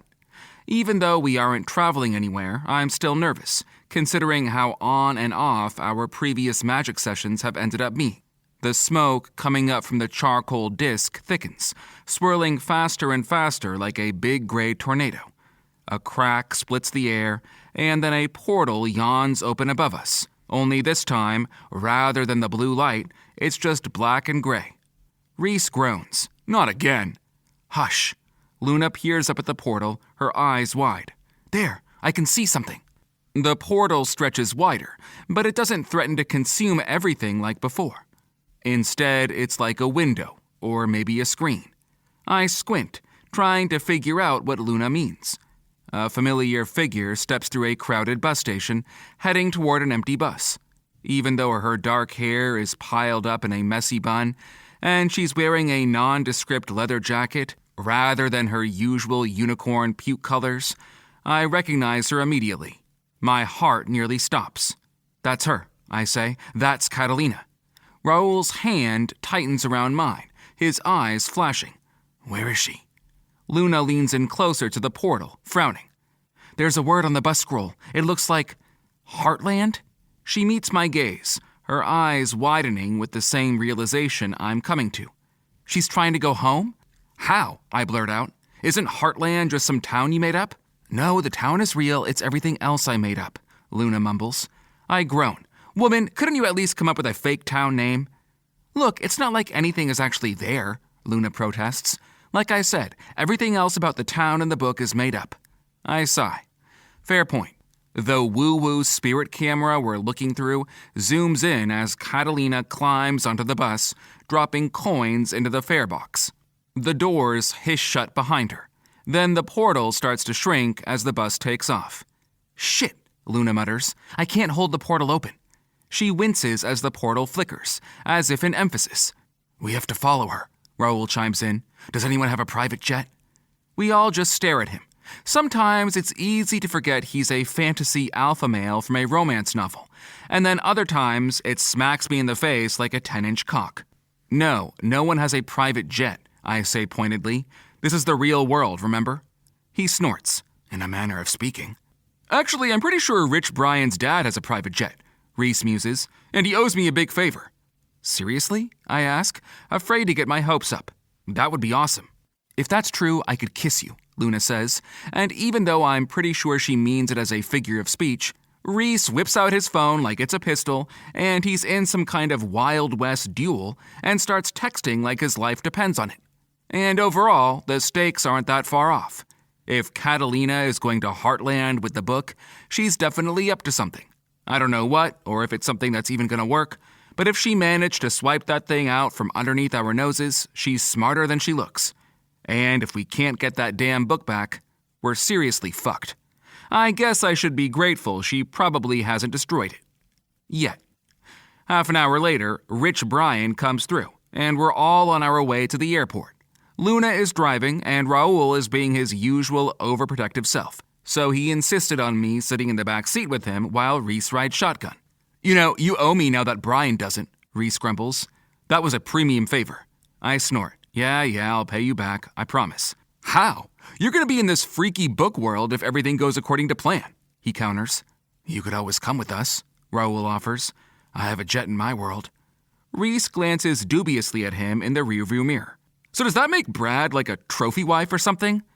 I'm not a trophy wife, I snap. I'm a trophy omega, get it straight. I can't believe those words just came out of my fucking mouth. Then again, I really can't believe a lot of things about the way my life has been going lately. So what's the plan once we get there? Reese asks, glancing between me and Luna in the driver's seat. First, we find Catalina, I answer. Then we get that fucking book. He's right, Luna says with a sigh. Once I have the book, we can theoretically get back into the other world. But there's still the matter of what we're going to do with Catalina. As long as she and the book are both here, that's going to be an issue. So we'll take her back, I say, shrugging, and lock the bitch up as long as we have to in order to keep her from causing more interdimensional bullshit. I'm pretty sure that's not actually a crime you can prosecute in either world, but Raul does have an underground prison, and apparently a private jet. I really need to ask him if he has an island, too, because I could deal with disappearing for a while after all this shit is over. Easier said than done, Luna mutters, looking over at Reese. What about you? Huh? He asks, as confused as I am. We need someone we can trust to keep the book safe once we're in the other world, she answers. You trust me to do that? Reese asks, sounding touched. Luna shrugs. That, and you're the only person who knows what's going on. Kind of hard to explain this shit to anyone else. Oh, he says flatly. I mean, yeah, I guess I can figure something out. There is a safe in the frat house. Why is this the first I'm hearing of it? I cry. That would have been useful to know before. Reese shrugs. It's in the Kappa New handbook, bro. Didn't you get one when you took over as prez? I rack my brain trying to remember. What did it look like? It's a big red binder with the frat letters on front, Reese answers. I gulp. Oh yeah, we're using that to prop up that one leg of the beer pong table that's unsteady. Luna groans, dropping her head back against the rest. Unbelievable. Hey, you wing ancient powerful magic, I wing frat policy, I argue. Don't ask me which one is worse. Luna snorts a laugh. Fair enough. The car falls silent for the rest of the drive, but it feels like something heavy has settled over us. And it's not just the tension of what could happen if Catalina gets away with that book, at least not on my end. I've been so focused on getting back to the book world and back to my twin that it didn't really hit me until just now that I'm going to be leaving my frat bros behind. Possibly forever. It's a choice I've already made, and with Raul beside me, I know it's the right choice, the only choice. But that doesn't make it any easier to swallow. Chapter 10. Brad. The private jet is every bit as cushy as I imagined, and I can definitely say this beats traveling in a cramped SUV with the guys, especially with Steve's feet up on the dashboard, any day of the week. I could get used to this. Unfortunately, I'm too tired to even stay awake for most of the flight, and I end up falling asleep on Raul's shoulder. When I wake up, there's a puddle of drool where my cheek was, and Raul is gazing down at me in pure adoration, like I haven't just been slobbering on him for the last 2 hours. You guys are kind of cute, actually, Luna says with a snicker. Definitely my OTP. I roll my eyes, running a hand through my hair. When I look out the window, I can see the city below coming into view, so I know we're starting to descend. Coming from you, that's a lot, I say dryly. It's kinda weird, Reese muses, and when he sees the death glare Raoul is giving him, he holds his hands up in defense. I'm not talking about you both being dudes. It's just, I've never really seen Brad like this. Like what? I ask, immediately defensive and embarrassed. Reese pauses to consider it for a moment before he says, vulnerable, I guess. No offense, but you've always been a little tightly wound. Around him, you're not. He shrugs. Like she said, it's cute. My face turns red hot, and I look out the window again, even though the sight of the plane steadily descending is making my nausea act up. I'm not even sure if that's the morning sickness or just the fact that I get nervous every time I fly. And this time, I can't even have booze. Yeah, whatever, I mumble, not missing the faint smile on Raoul's lips. At least planes haven't changed too much, he remarks, looking around the cabin. Yeah, maybe not rich people planes, I snort. The landing is smoother than I expected, considering the jet is a lot smaller than any of the commercial planes I've flown on. My heart leaps as the plane slows, anticipation and nerves tangling in my gut. We're here, and now it's just another hour's drive to Heartland. The door opens with a hydraulic hiss, sunlight flooding the cabin. I squint against the glare, taking a deep breath of thick, humid air tinged with the scent of pine and damp earth. Raoul takes my arm to help me up, and if my leg wasn't asleep, I'd remind him I'm not 8 months pregnant. We'll find the book, he says, giving my arm a squeeze as we make our way toward the exit, and then we'll go home. Yeah, I say, realizing that's exactly how I've come to think of Raoul's pack. My home. We disembark and head to the tiny rental car counter, where we wait for Luna to rent a car, since she's the only one over 25 who actually has a valid license in this world. A bored attendant slides a set of keys across the counter to her after dicking around on his phone for way too long. You're all set for a red sedan, just bring it back with a full tank or they'll charge you out the ass, he says. Thanks, Luna says, taking the keys from him. His gaze slides over our motley crew with faint curiosity. Y'all have a good day now. You too, I say, looking around only to realize Raoul is gone once we make it out of the kiosk. Hey, where'd Raoul go? Reese blinks and looks around. I don't know, bro. He's your alpha. I groan, looking over at Luna. You're the one who wrote him with a tendency to disappear and reappear randomly. She just shrugs innocently, glancing around the lot. It's mysterious. It's annoying, I grumble. A few minutes later, Raoul emerges from the airport carrying a massive piece of paper. There you are, I huff, walking over to him. Where the hell do you go? Sorry, I thought we could use this, he says, holding up the piece of paper. I frown. What is that? It's a map, Raoul says, as if it should be obvious. Reese wrinkles his nose and holds up his phone. Dude, we got a map right here, and a GPS. Raoul opens his mouth to respond, but stops when Reese pulls an app up on his screen. He looks helplessly at the paper map and sighs. Well, I thought it would be useful. You sound like my dad, I scoff, taking out my own phone. He stares at the screen like it's some kind of dark magic. All right, Heartland is here, I say, zooming in on the map. Exactly how far is the pack? Raoul looks over my shoulder, still as wary of the phone as he was the first time I showed him how it worked. He points to a spot on the outskirts of town. About there. I don't see any markers for any restaurants or anything. Hopefully this place isn't sitting on someone's private property. I switch to Street View. What the hell? Raoul mutters. Pretty cool, huh? I ask, virtually traveling down the small dirt road. Other than a few abandoned storage containers sitting in the middle of the woods, it's nothing but trees. Man, this place is remote. It was in my world before we settled, says Raoul. That's why the pack bought the land in the first place.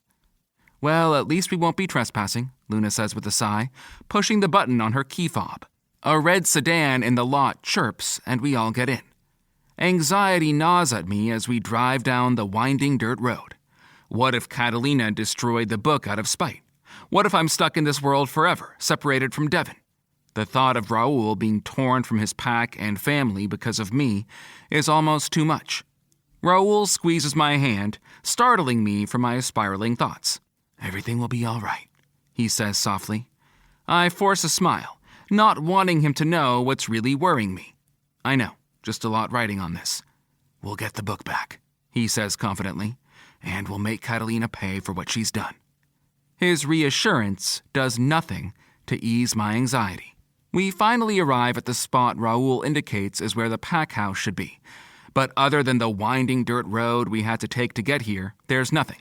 No sign of a house or even another car for miles. And there's definitely no sign of Catalina. Well, we're here, Rhys says, looking out the passenger side window. What now? Luna parks and takes the keys out of the ignition. We might as well look around, she says. Why would Catalina come here? Raoul asks, frowning as he opens the car door and offers a hand to help me out. I take it even though I'd usually rebuff his chivalry, but only because my side is stuck. No idea, I say, feeling a sense of foreboding as I take in our surroundings. The woods are dense and dark, even though it isn't even dusk yet. There's a weird stillness in the air, and the hair on the back of my neck stands on end. Judging from the tense look on Raoul's face, he's feeling the same way. This is right where the pack house should be, Raoul finally says, but this place feels off. It should. It's a liminal space, Luna remarks. Oh, what? Rhys asks. A liminal space, she explains. It's a place that exists between two states of being. In this case, you've been here in two different worlds. It feels strange and uncanny, like you're not supposed to be there. A chill runs down my spine. Yeah, well, it's creepy as shit. Raoul's gaze sharpens as he scans the tree line. It's strange. I don't hear anything. Is that a good thing? Rhys asks warily. The forest is full of life, even if you can't see it, says Raoul. This place, there's nothing. No birds, no squirrels, no wolves. Not even the normal kind. I mean, that doesn't sound so bad to me, Rhys says. I'd rather not run into any all the way out here. No offense. Raoul snorts. None taken. Catalina isn't here, I realize aloud, feeling the crushing weight of fresh panic as it settles in. Not right now, but that doesn't necessarily mean anything, says Luna. The portal we were watching her through isn't necessarily synced up perfectly with our time. That could have been hours earlier or later. You mean she could be long gone, I say, or nowhere near here yet. Luna winces a little. Yeah? Great, I sigh. So what do we do now? The only thing we can do, Raoul says. We wait. We trudge back to the rental car in defeated silence. The woods pressed in around us, lifeless and watchful. Every step feels heavy. Even the air is suffocating. When we go back to the car, everyone is quiet, except for Rhys playing games on his phone. I lay my head on Raoul's shoulder, trying not to let myself obsess over all the potential bullshit Catalina could be up to right now. At least he's still with me. That's not going to change, right? Even if she does destroy the book? The thought of him disappearing before my eyes is going to send me into a full-blown panic attack if I let it go too far. So I push it away and try to just clear my mind. I've always been pretty good at that. A little too good, according to Devon. The thought makes a smile tug at my lips. My eyes drift shut at some point, exhaustion weighing them down. I wake with the start, but I'm not in the car anymore. I'm in the middle of the fucking woods, just like I have been so many times before, only something about this time feels different. They're the same woods from my other dreams, but there's another sense present that wasn't there before. The familiar mossy scent of the woods when we got out of the car links the two together in one awful, unsettling realization. These are the same woods from my dream, only this time I'm in the real world. I pinch myself hard enough to confirm that. Shit, I mutter, looking around for any sign of the others. Did I sleepwalk? That's the only explanation, but damn, not a great time to start. The woods are dark, shadows pooling between the trees. An owl hoots softly in the distance. The air is cold and smells like pine needles and soggy earth. A twig snaps behind me. I whirl around to see a pair of glowing eyes reflecting the moonlight from the depths of the forest. A low growl rumbles through the trees, raising the hair on the back of my neck. Shit. Not again. My heart leaps into my throat as I stumble back. In front of me, emerging through the shadows of the trees, is a familiar face with a jagged scar over the left eye. Constantine's face. There you are. He purrs in the same smooth, velvety voice from my dreams that hits my ears as all kinds of wrong, leaving a bone-deep feeling of dread inside me that's more intense than all those dreams combined. I told you I'd find you, didn't I? You really didn't need to go through all that trouble, I say through my teeth. I wasn't holding my breath. Constantine laughs, the most menacing sound I've ever heard, and it makes me cringe. That hurts my feelings, he taunts, and here I've been so very eager to meet you. I take a step back, trying to steady my nerves and come up with a plan. If I run, he's just going to shift, even though I'm pretty sure he could outpace me on 2 legs. If I scream, Raoul might hear me, but could he make it in time? Man, I am so fucking screwed. Chapter 11. Raoul. At some point I must have fallen asleep, because my eyes snap open and my heart is pounding. The car is empty. Brad is gone. Panicking, I turn sharply to Luna and Reese, who are still sleeping in the front seat. Wake up! Brad's missing! They bolt upright, eyes wide. Luna scrambles for the door handle. What do you mean he's missing? She asks, still sounding dazed and half awake. I don't know, but he is, I growl, searching the woods. My first thought is that he went off to piss somewhere because he's too prideful to ask someone to go with him, and that's just the kind of thing he would do. But when I search the immediate woods, calling his name to no avail, the panic seeps back in even stronger than before. I try to focus, knowing I need to think clearly. And then I feel it, the tugging sensation in the middle of my chest. Our mating bond is still freshly forged, and it's only going to grow with time, but maybe it's strong enough already to lead me to him. I tell the others to keep looking before I shift into my 4-legged wolf form, since it's faster. I run into the forest, branches whipping my face, guided by instinct alone. He has to be around here somewhere. And if he isn't... I shake off the thought, trying not to let myself go there. I freeze in my tracks when the bond pulls me one way, but I catch Brad's scent in another direction. For a moment, I'm torn, unsure of which to follow. But then I reason that the bond is still new and faint. His scent is more familiar, and it's stronger. It's never led me astray before, so I change course and run toward it. When I catch sight of a familiar brown leather jacket up ahead, my heart plummets. Brad? I immediately rush over. But when I find a pile of leaves and stones beneath the jacket, seemingly meant to make it look like someone was wearing the jacket from a distance, I feel a mixture of relief and confusion.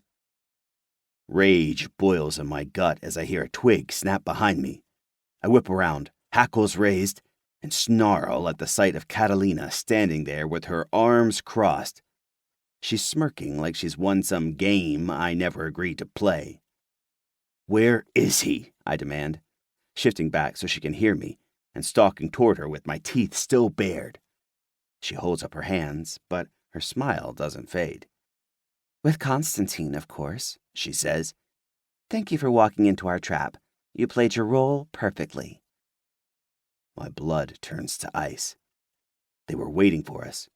For me. Brad was nothing more than bait, and I fell for it hook, line, and sinker. You're working with Constantine? I snarl. Of fucking course. Let's just say we have mutual interests, she says with an innocent shrug. A rumbling growl builds up in my chest. You're a damn fool. If he's hurt a single hair on Brad's head... Now, she tuts. Constantine won't damage his prize. Not yet, anyway. My rage boils over and I lunge for her, but I hit something that feels like an invisible wall, and I'm thrown back to the ground. My heart is pounding, my thoughts racing in confusion. What the hell? What is this? I demand, looking around for any sign of what's holding me in. Look down, Catalina says smugly. I turn to look at the ground beneath my feet, when I notice a strange divot in the earth. I move the leaves and brush aside, only to realize it extends in a perfect circle around me. My eyes widen as I trace the intricate sigil carved into the dirt. Magic.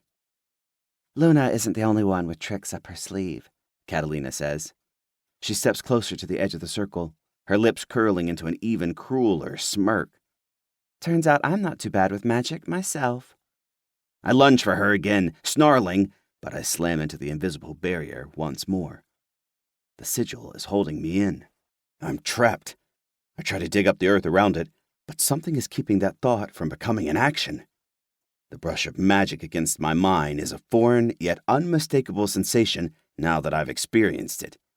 "Let me out!" I roar. "Now!"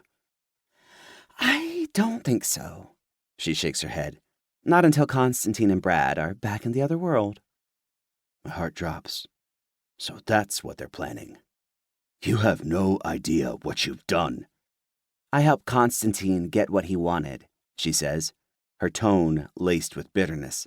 "In return, he's going to help me get what I want. You." "Then you're a fucking idiot," I spit. "You think I could ever love you? You think this will do anything more than make me despise you even more than I already do?" Her eyes flash dangerously. "You will be mine, Raoul, one way or another, even if I have to break you to get you there." "You're out of your mind," I growl. "No, I'm in love," she counters, her voice sickly sweet. She reaches out a hand to caress my face, and I swipe out at her fingers with my partially shifted claws, barely missing them. She jerks back with an irritated huff. "You'll come around eventually." She turns around and walks toward the edge of the trees, where another shadow is beginning to form. Constantine emerges from the darkness, his eyes glowing triumphantly. I bare my fangs at him. "You coward," I snarl. "Fight me like the alpha you claim to be, instead of hiding behind magic and your little henchmen."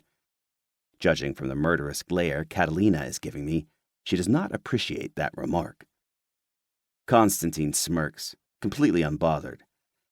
"There are many ways to fight, and many ways to win. I've already won this battle, and soon I'll have won the war." "You'll never have Stone Hollow," I growl. "My pack will never bow to you." "They won't have a choice once you're gone," he says calmly. "And once I have your mate at my side, uniting my pack with his, there will be no one left to stand against me. Your territory will be mine." Fresh anger washes over me. "You'll have to kill me first." I throw myself against the invisible barrier again and again, clawing and snarling. The magic holds fast, burning against my skin, but I don't stop. I can't. Brad is mine. No one will take him from me. "You're only hurting yourself," Catalina says with a sigh. I whirl on her, eyes glowing, and let out a bone-chilling snarl that doesn't sound human. The shift is spreading up my forearms, so I won't be for much longer. She takes an involuntary step back. "If you value your life at all, witch, you'll release me now." My voice comes out as a distorted growl. "Or I will tear you both apart as soon as I am free. That is a promise." Her eyes widen, and for the first time I see a flicker of fear in them. Good. She should be afraid. Constantine only watches on with amusement. "Empty threats. You have no power here. Not anymore." He turns away, disappearing back into the shadows. Catalina hesitates a moment longer before following after him. I shift fully and throw myself against the barrier again, desperate and enraged. I can feel the bond between Brad and I stretching and fraying as Constantine takes him further and further away. I can't lose him. I won't. There has to be a way out of this. There has to be. And I won't stop fighting until I find it. Chapter 12. Brad. All the dreams I've had up until this point were definitely a trial run. Now that I'm face down with reality, there's no doubt about what I have to do next. My breath comes in ragged gasps as I sprint through the woods, heart pounding in my chest. But I'm no match for Constantine, His long legs easily devour the distance between us, and before I know it, he's on me. "Gotcha," he hisses, grabbing me from behind. I struggle and thrash until I feel something sharp pierce the side of my neck, and my body goes heavy. All the fight leaves me, and I go limp in his arms. Everything goes black. My eyes flutter open, and I find myself in a clearing, arms bound behind my back. I feel something beneath me, a blanket or maybe a coat, even though mine is gone despite the fact that I was definitely wearing it when I blacked out. I can barely lift my head, and I hear people talking, even though it sounds like they're underwater and there's ringing in my ears. When I notice the sting in my neck, I realize it's probably from whatever that son of a bitch drugged me with. "Are you sure this is where it is?" Catalina's voice. "What the hell?" "Positive," Constantine responds, his deep voice immediately recognizable. I strain to get a better look and see him glancing around the clearing. The landmarks are slightly different, but my wolf has a good sense of direction. This is where I was fighting Raoul on the edge of Grey Ridge territory. It's the best place to go back to the other world. Other world echoes in my mind, jolting me fully awake. I wriggle against my restraints, trying to free myself without alerting them to the fact that I'm awake. What the hell are they planning? And where are Raoul and the others? "Stop moving," Constantine orders, golden eyes locked on me. He's not wearing his white jacket anymore, and I realize I'm laying on it. So he's a chivalrous psychopath. I think I hate him even more now, if that's possible. "Go to hell," I spit back, continuing to struggle. The ropes are digging in, but I don't care. I need to get free, to warn Raoul about whatever sick plan Catalina and Constantine have cooked up. Catalina smirks, clearly amused by my predicament. "Good. You're awake, just in time to enjoy your trip." She saunters over, her brown hair swaying with each step, and I despise the cruel glint in her eyes. "Where are Raoul and the others?" I demand angrily. What the hell did she do to them? Constantine chuckles, a sinister sound that sends chills down my spine. "How touching. Brad is worried about them. You'll make a perfect mate to rule at my side even if you are marked," he says, reaching out to lightly stroke the mark on my neck. I jerk away from his touch, baring my teeth, and bite his finger hard. He hisses in pain, pulling his hand back, and I feel triumphant for a moment. "Fine, if you like feral dogs, I guess," Catalina mutters, scowling at Constantine. I can tell she's annoyed that he praised me, but honestly, I couldn't care less about her jealousy. "Shut up, Catalina," I growl, glaring daggers at her. "Do you have any idea who this fucker is?" "Of course I do," she says, folding her arms. "Haven't you heard? The enemy of my enemy and all that?" "You're a fucking idiot," I seethe, turning to Constantine. "And so are you if you haven't figured out by now that she's the one you want, not me. I've pieced together enough from going through the portal and everything Catalina has told me," he says calmly. "Sure, Catalina was originally Raoul's mate, but then you entered our world and that changed." He looks at me with those cold, golden eyes. "She isn't my mate, and neither are you, Brad. But you are my ticket to taking over the Blue Fang Pack, so why should I care?" "Pathetic," I spit out. "Being willing to be mated to someone you don't love just for power? You really want to waste her life like that?" Constantine doesn't seem bothered by my remark. Instead, he smirks as if he finds my anger amusing. "Love is a weakness, Brad, and when it comes to power, any means necessary are acceptable." "I won't let you use me like this," I snap. "Good luck stopping me," he replies, his voice dripping with arrogance. As much as I hate to admit it, I'm scared. Not of him, but of whatever he's done to Raoul and the others. What if he... Fuck. I can't even let myself think about it. And as new as the bond between me and Raoul is, I have to believe I would feel it if he was gone. "Raoul will come for me," I mutter, trying to find some hope in this nightmare. "Let him try," Constantine says, clearly unfazed. "We'll be ready for him when he does, but I don't think he's going anywhere anytime soon."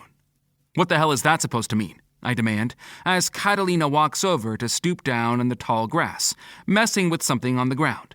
I can see what looks like a flame flickering and squint, realizing there's a whole fucking magic circle set up.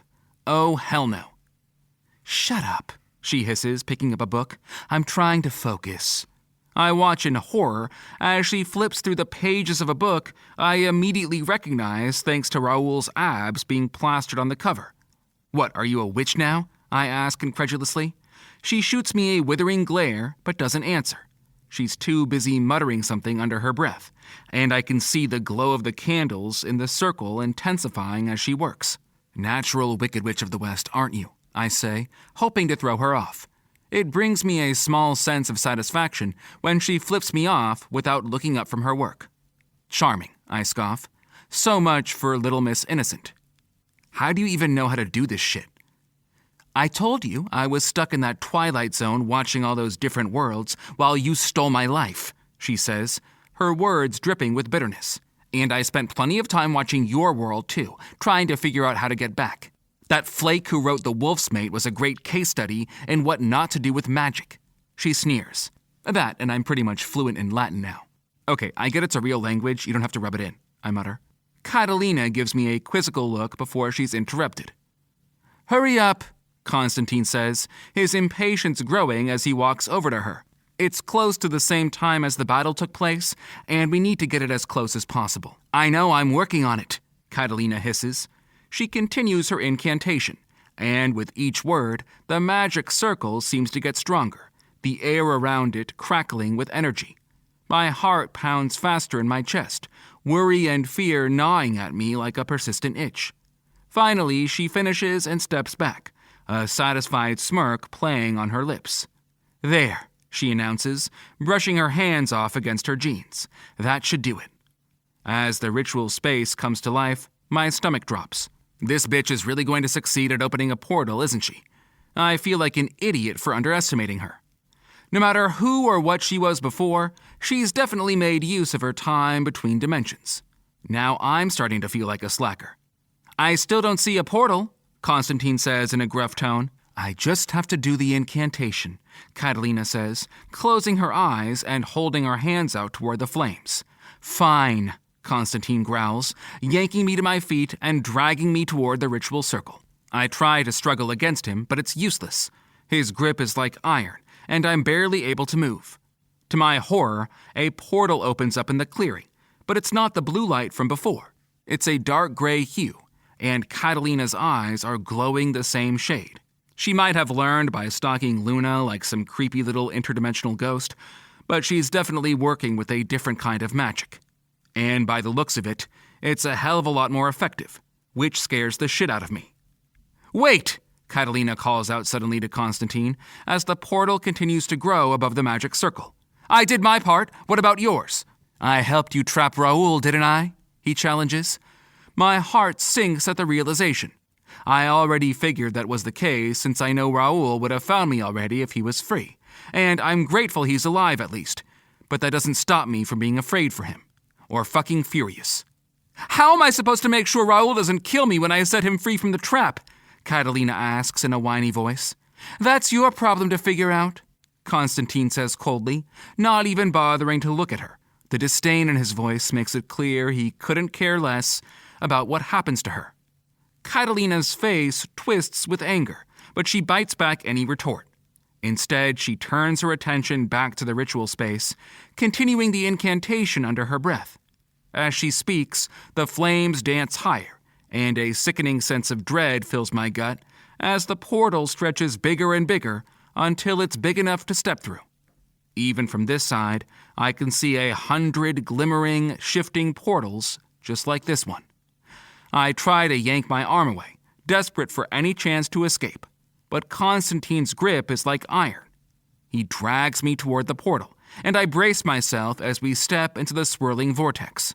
In an instant, we're transported to a vast blue space with countless smaller portals arranged in a hallway that looks like it goes on forever. Each one flickers like a television screen, offering glimpses of different worlds.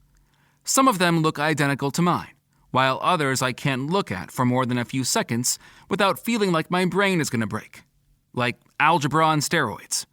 The air around us hums with energy, and I can't help but stare at the otherworldly sight in front of me. Come on, Constantine growls, tugging on my arm to pull me down the corridor. As we continue our search for the right world, I see a flicker of something that seems like it's coming from my mind's eye, not my physical eyes. It's like there's another presence inside my mind, something that feels both foreign and familiar. When I close my eyes, I see the wolf from my dreams with startling clarity. Its eyes bore into mine, like it's trying to communicate something important. "Let me take over," the wolf whispers in my mind, not with words, but with a feeling. But the message is clear all the same. What the fuck is this? "Found it," Constantine says, stopping abruptly. His grip on my arm tightens even more, making it impossible to shirk away. "This is the one." I glance at the portal he's indicating and notice that it shows Raoul's house. I feel a wave of nostalgia that hits me like a punch in the gut. The portal's image zooms closer towards something on the rooftop. No, not something. Someone. I recognize Devin immediately, and I feel a mix of relief and fear for my brother, knowing I'm not the only one watching him. When I look up at Constantine, though, he's frozen, staring at the very same image I'm seeing, even though he looks like he's seeing a ghost. His entire body is rigid, and there's an unmistakable look of shock on his face, his jaw slightly slack, and his eyes getting wider by the second. I do a double take at the portal, wondering if he's getting a glimpse of something else back in his homeworld, but all I see is Devin. "It's him," Constantine breathes, sounding shaken for the first time since I've met him, possibly for the first time ever. Rather than stick around to make sense of it, I choose to seize my opportunity, knowing it's probably the only one I'm going to have, and break out of his grasp.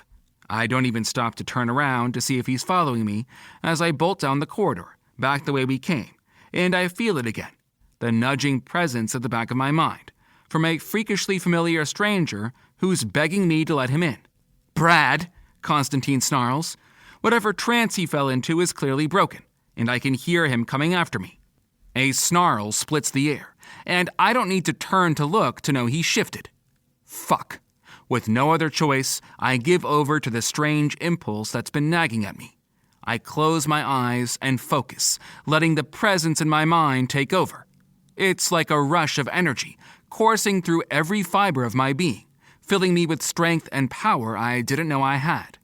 And then, suddenly, I feel my body changing, bones shifting, and muscles morphing as I transform into a motherfucking wolf. Constantine's snarl grows louder as he realizes what's happening, but it's too late for him. As a wolf, I'm faster, stronger, and more agile, and most importantly, I'm free from the restraints that bound me seconds ago. I'm glad I'm not fully the one in the driver's seat, because I'm not sure I could even make my foreign limbs work enough to put one foot in front of the other.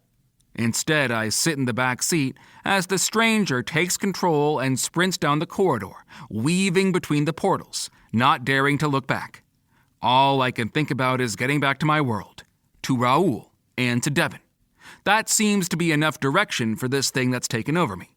The feeling of desperation drives us forward, pushing us toward the portal that leads home. My world. Raoul's, it doesn't matter. Raoul is my home, and as long as I get to him, everything will be okay. Behind me, Constantine's enraged howls echo through the liminal space, but they sound distant compared to before. I can sense his fury, his frustration at losing his prize, but I refuse to let it slow me down. Almost there, I tell myself through gritted teeth, every muscle in my body straining as I push myself to the limit. Finally, I see it, the portal leading back to my world.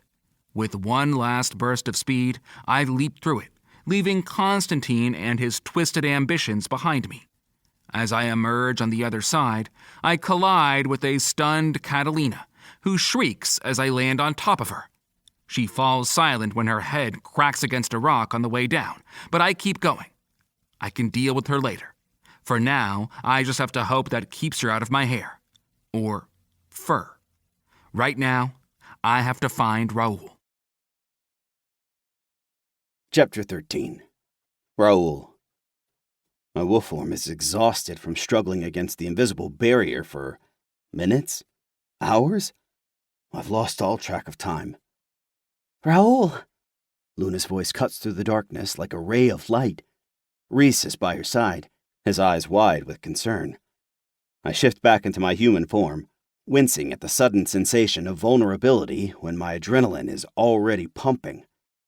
"Constantine has Brad," I grit out. "You need to break this seal so I can save him." "Brad?" Reese's face contorts with worry as he rushes over. "How did that happen?" "No time to explain," I growl, feeling the urgency pressing down on me. "Please, just help me get out of here." Luna looks down at the sigil and nods. She kneels, placing her hands on the ground, and hesitates. "How do I do this?" I was hoping she'd know, but I have an idea. "Just dig. I can't, but I think that's part of the spell." Luna shrugs and starts digging the earth away with her hands. As soon as she breaks the outer circle, I feel something shatter around me like an invisible glass wall coming down. And sure enough, I'm able to step past it. Relief washes over me, but there's no time to waste. "Thank you," I say quickly, already ready to shift back into my wolf form. "Get back to the car, both of you. It isn't safe out here." Without waiting for their response, I shift and take off into the woods, following Brad's scent. The fact that it goes hand in hand with Constantine's fills me with rage. The darkness closes in around me as I push my body to its limit in search of my mate. When I find him, I'll settle what I should have with Constantine years ago. Halfway into the woods, I catch sight of another wolf. My heart hammers in my chest when I recognize Brad's scent on it. How is that possible? Confused but desperate, I take off after it, my paws pounding against the earth. The chase is short-lived as the other wolf turns and tackles me with relief, licking my muzzle. I can't help but laugh when I realize who the wolf is. It's Brad. The tension drains from my body as relief floods through me like a wave. "Brad?" I ask, still reeling from the shock. "How did you—" "I don't know, but fuck, I'm glad to see you." His ears prick. "Wait, did you hear that? Did I talk?" I chuckle. "Yes, you did. Telepathically. You really are a wolf now." "It's a long story." He pauses, tilting his head adorably. "Well, okay, it's actually an extremely short story, but I don't really know the answer." I raise an eyebrow, but decide not to press the issue. We have more pressing matters at hand. "How did you get away from Constantine?" I ask, deciding we need to settle that first and foremost. Brad hesitates. "Catalina did a spell and opened up another portal for him. We went through, but I shifted somehow and got away.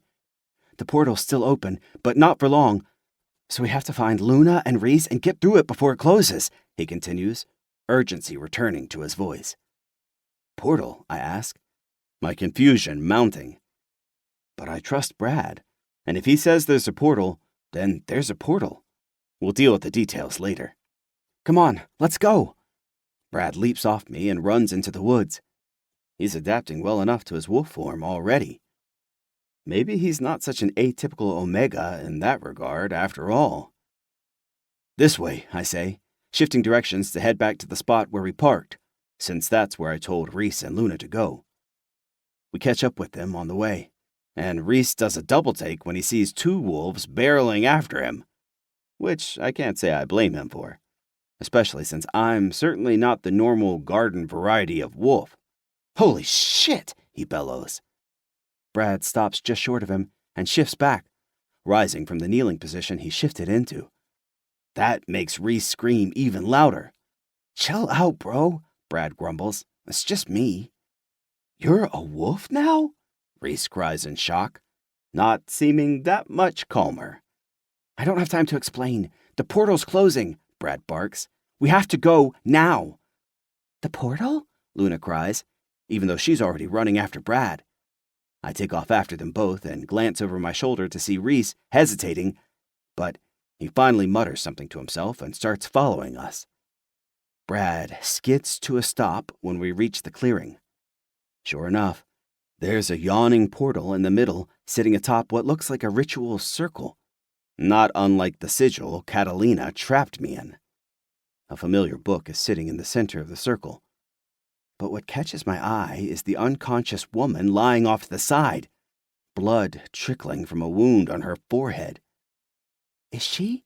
Luna breaks off, clamping a hand over her mouth. Brad walks over and kneels down, checking her pulse. She's alive, he mutters. The question is, what do we do with her? Leave the bitch, Luna cries, snatching the book off the ritual circle. I still don't know what happened, but she's clearly gone off her fucking rocker. I'm inclined to agree with her.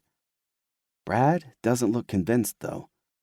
Leave it to him to still find a way to be sympathetic toward the woman who literally handed him over to our enemy. As if I couldn't love him any more than I already do. But it's that very selfless streak that scares the hell out of me. We don't have much time, I warn him, looking up at the portal, which looks a few inches smaller than it was when we arrived. Brad gnaws on his bottom lip and nods to the others. All right, everyone who's going through, come on. We don't have time to waste. Luna nods, handing the book to me before she walks over to the portal, takes a full breath, and steps through. I can still see her on the other side, which makes me a little less apprehensive about losing Brad on the way. Reese is watching her intently, and I can tell from the look of indecision on his face, he's struggling with what's about to happen. Maybe there is something between them after all. Fuck it, he mutters, stalking forward. I'm going too. Brad's face lights up. Seriously?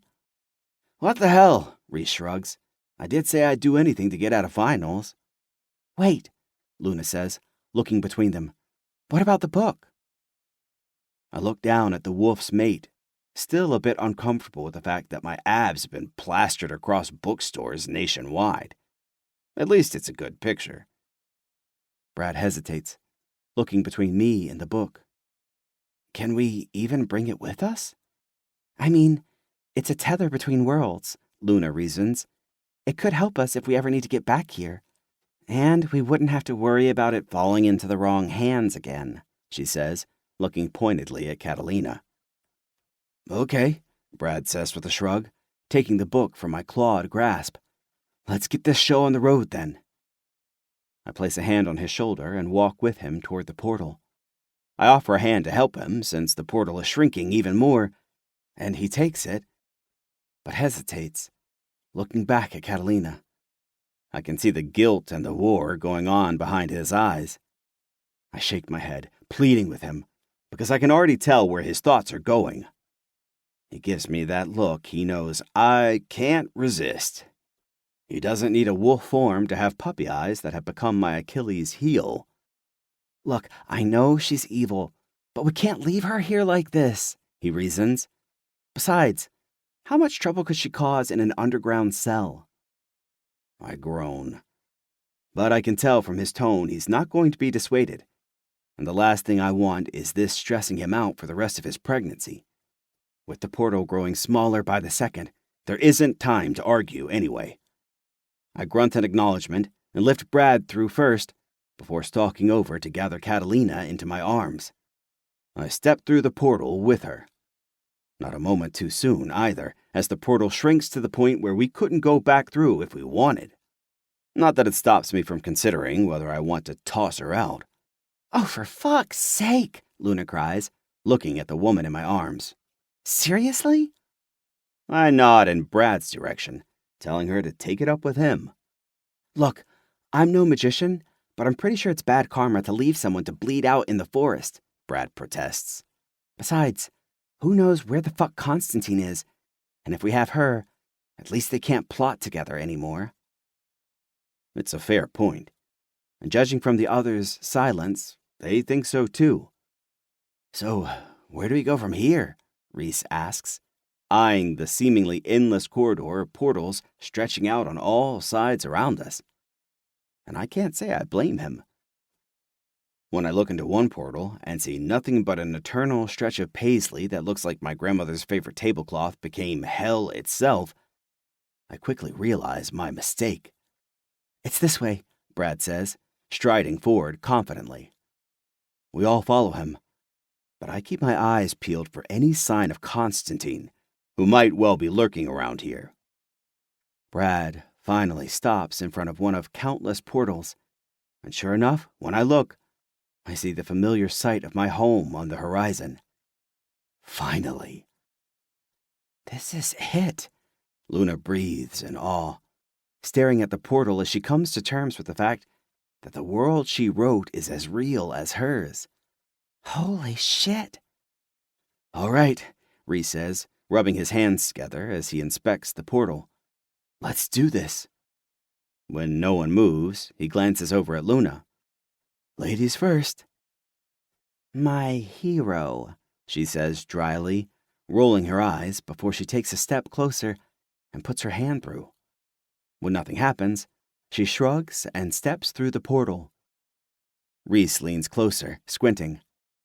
You still alive over there? He calls. Just get in here, Luna snaps, reaching through the portal to grab him by the arm. Reese cries out in surprise as she yanks him through, but I can still see them both on the other side in the clearing. You ready? Brad asks, going over to the portal next as he looks up at me. More than ever, I assure him. I watch as he steps through and follow him, glancing back as the portal vanishes behind us. Chapter 14. Brad. The flash of light blinds me for a second as we tumble through the portal. When my vision clears, I find myself surrounded by Raoul and the others in a tangle of limbs as we're spit out on the other side. Raoul leaves Catalina's unconscious body on the ground, then turns to me to help me back to my feet. Brad, he murmurs in relief, are you... His eyes go wide as he cuts off, staring down at me. What? I ask warily, wondering if the portal rearranged some limbs or something, judging from the way he's looking at me like he's seeing a damn ghost. You're pregnant, Raoul chokes out, unblinking and confused. Now Reese and Luna are staring at me in shock too, like there's something about my appearance that has them even more shaken than the fact that we just traveled into another world. Yeah, no shit, I tell him. You had a role to play in that, remember? No, he says slowly, looking down toward my stomach. I mean, you're very pregnant. I follow his gaze, and when I realize I can't see my feet anymore over my stomach, I let out a scream of panic. My hands fly to my swollen belly, and it feels all too real. Stretch marks and all. What the fuck? I cry, staggering back even though it's not like I can escape it. Raoul catches me before I can trip. Brad, careful, he pleads. Careful? I bellow. I look like a damn blimp that's about to take off at any second. How are you not freaking the fuck out? Shh, it's okay, Raoul murmurs, pulling me against his chest. I struggle in his grip. You don't look like a blimp. He kind of does, though. Reese gives me an apologetic smile in response to the death glare I'm giving him over Raoul's shoulder. No offense. Raoul growls at him. I renew my struggles, panic clawing up my throat. I can't breathe. See, I grumble. Raoul strokes my hair, his touch gentle. Even if you were a blimp, you'd be the most beautiful blimp to ever exist. Not helping, I grit out, finally pushing away from him. How the fuck is this even possible? I'm not that pregnant. That fact alone seems impossible enough. Raoul doesn't seem to have an answer for that, and neither do the others. Interdimensional travel clearly isn't an exact science, Luna finally says, always one to try to find the reason in a situation, even one that's completely unreasonable, especially since we all went through at once. Maybe that fucked with something? That makes about as much sense as anything else here, but it's little comfort. I'm about to demand we get me to a doctor right the fuck now when familiar voices reach us from the house. Brad! Devin comes sprinting across the lawn, Curtis and Lenore close behind. Relief and joy wash over me at the sight of them, momentarily overshadowing everything else. Devin reaches us first, throwing his arms around me. Holy shit, you're back! His voice cracks as he hugs me tight. It's been so long! We didn't think you were coming back! You weren't going to get rid of me that easily, I murmur, squeezing him back tight. I was starting to think I was never going to see him again, and actually being able to see, touch, and hear him is more of a relief than I can say. Enough that it takes my mind off the pregnancy disaster, at least for a second. until he pulls back a little, eyes dropping to my stomach, and they widen almost comically. "Holy shit," he says again. "Yeah," I say warily. I need to get some fucking clothes on. By far my least favorite part of shifting. The panic is starting to creep back in at the edges of my mind as another question occurs to me. How long were we gone here? Devin looks between Raoul and I, eyes lingering on my stomach again. 5 months, he says, his voice cracking a little. The world tilts. 5 months. I'm going to be sick, and not just in the way I always am lately. Maybe that portal supercharged my morning sickness too. Raoul steps back from embracing his brother, and Lenore puts a hand on my shoulder to steady me. 5 months, he echoes, looking between them. How long has it been for you guys? Lenore asks warily. Not that long, I blurt out. We'll figure it out, Raoul promises, giving my shoulder a squeeze. His strong touch always makes the tension in my body melt, like some alpha muscle relaxer. If they could figure out a way to bottle that shit, it would be the best-selling drug on the market. How he can sound so sure is beyond me, though. For now, just breathe. We're home, we're safe, everything will be okay. I suck in a sharp breath, but I'm still far from settled about all this bullshit. But he's right. We all made it through, and we're back with the people we love. That definitely counts for something. Who is that? Lenore asks, her gaze landing on the unconscious woman on the ground. Curtis's eyes widen. Holy shit, is that? Thousand Island dressing, I say dryly. Your favorite. It's a long story, Raoul says with a sigh, but we need to get into her cell before she wakes up. Lenore gives him a dubious look, and considering that Catalina doesn't look like the evil mastermind she is, I can't say I blame her. But Raoul's right. We need to lock her up, and fast. She's the one who opened the portal, so for all I know, she's partly responsible for the fact that I look like the Michelin Man. Even unconscious, she looks smug. And who are they? Lenore asks, her gaze drifting to Reese and Luna as Curtis lifts an unconscious Catalina into his arms. This is my bro Reese, I tell her, gesturing to him. My frat bro, not my bro. Sup, wolf lady? Reese says, nodding to her. And this is Luna Daycrest, I say, pointing to the woman who's gone dead silent like she's shell-shocked. And I guess she kind of has a reason to be, considering we're in the world she thought she dreamed up until recently. At least I'm not the only one experiencing a complete mindfuck. The author of The Wolf's Mate. Lenore trails off, like she doesn't want to repeat the title.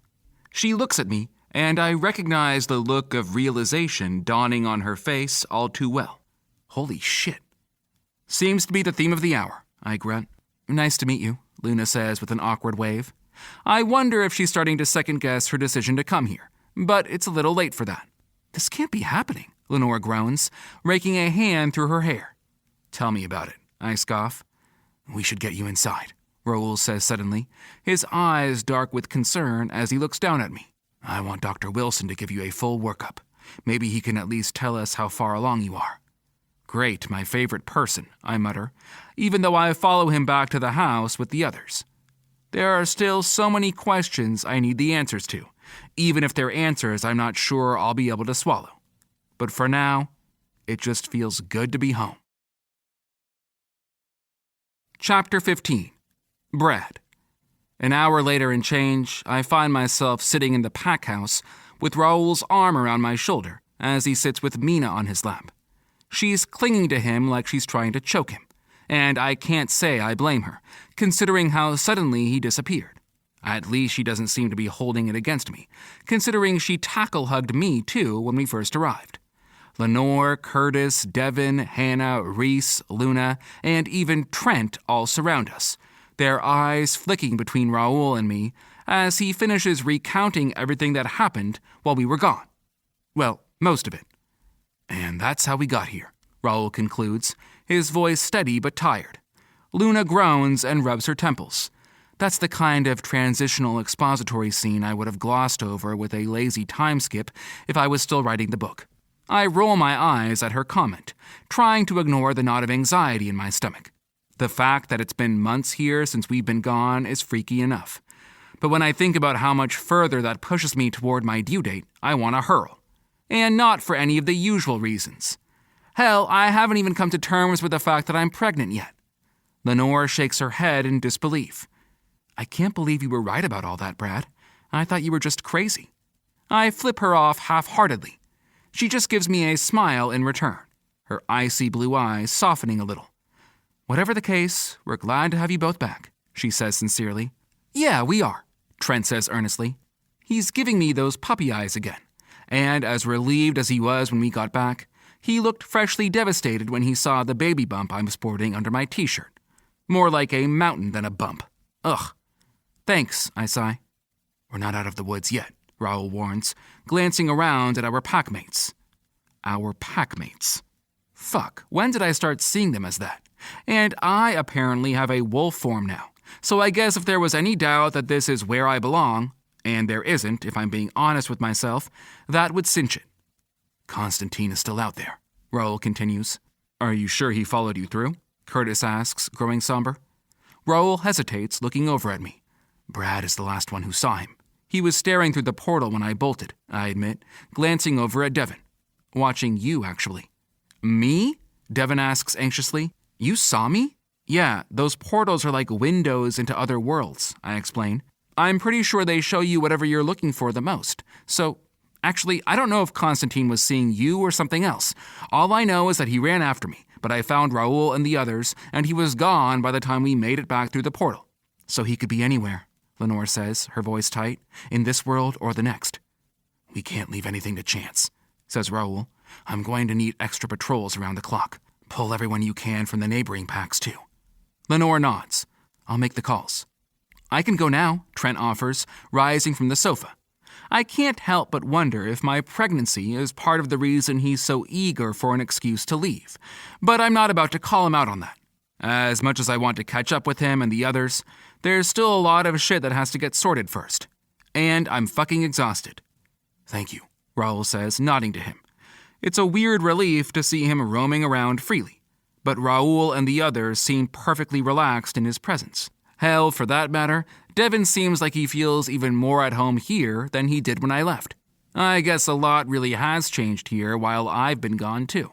I'll go with him, Curtis says, getting up next as he looks over at me and Raoul. You guys should get some rest while you can. You must be beat after all that bullshit. You have no idea, Raoul says in a dry tone. Just come get me if you find anything. Of course, Curtis says, heading toward the door with Trent at his side. Speaking of rest, Hannah chimes in, clapping her hands together. I bet you're all starving. I'll go whip up some dinner for everyone. Ooh, let me help, Reese pipes up, his eyes lighting up with excitement. I bet this place is a sweet state-of-the-art kitchen, considering how ritzy it is. Hannah raises an eyebrow, but smiles warmly at him. Sure, you're welcome to help, Reese. Awesome, he exclaims, following Hannah toward the kitchen. So, do you guys have an air fryer? What now? Hannah replies, her voice trailing off as they disappear into the other room. Did I mention to Reese that this place is set in the 80s? Probably should have done that. Oh well, he'll figure it out. Luna yawns and stretches as she gets up from the couch. Honestly, I could use a shower to wash off the interdimensional cooties, she says, rubbing her eyes, and a marathon nap. Of course, Raoul says, nodding his head toward Mina. Mina, can you show Luna to one of the guest rooms? Okay, Mina chirps, hopping off the couch and bouncing over to lead Luna up the stairs.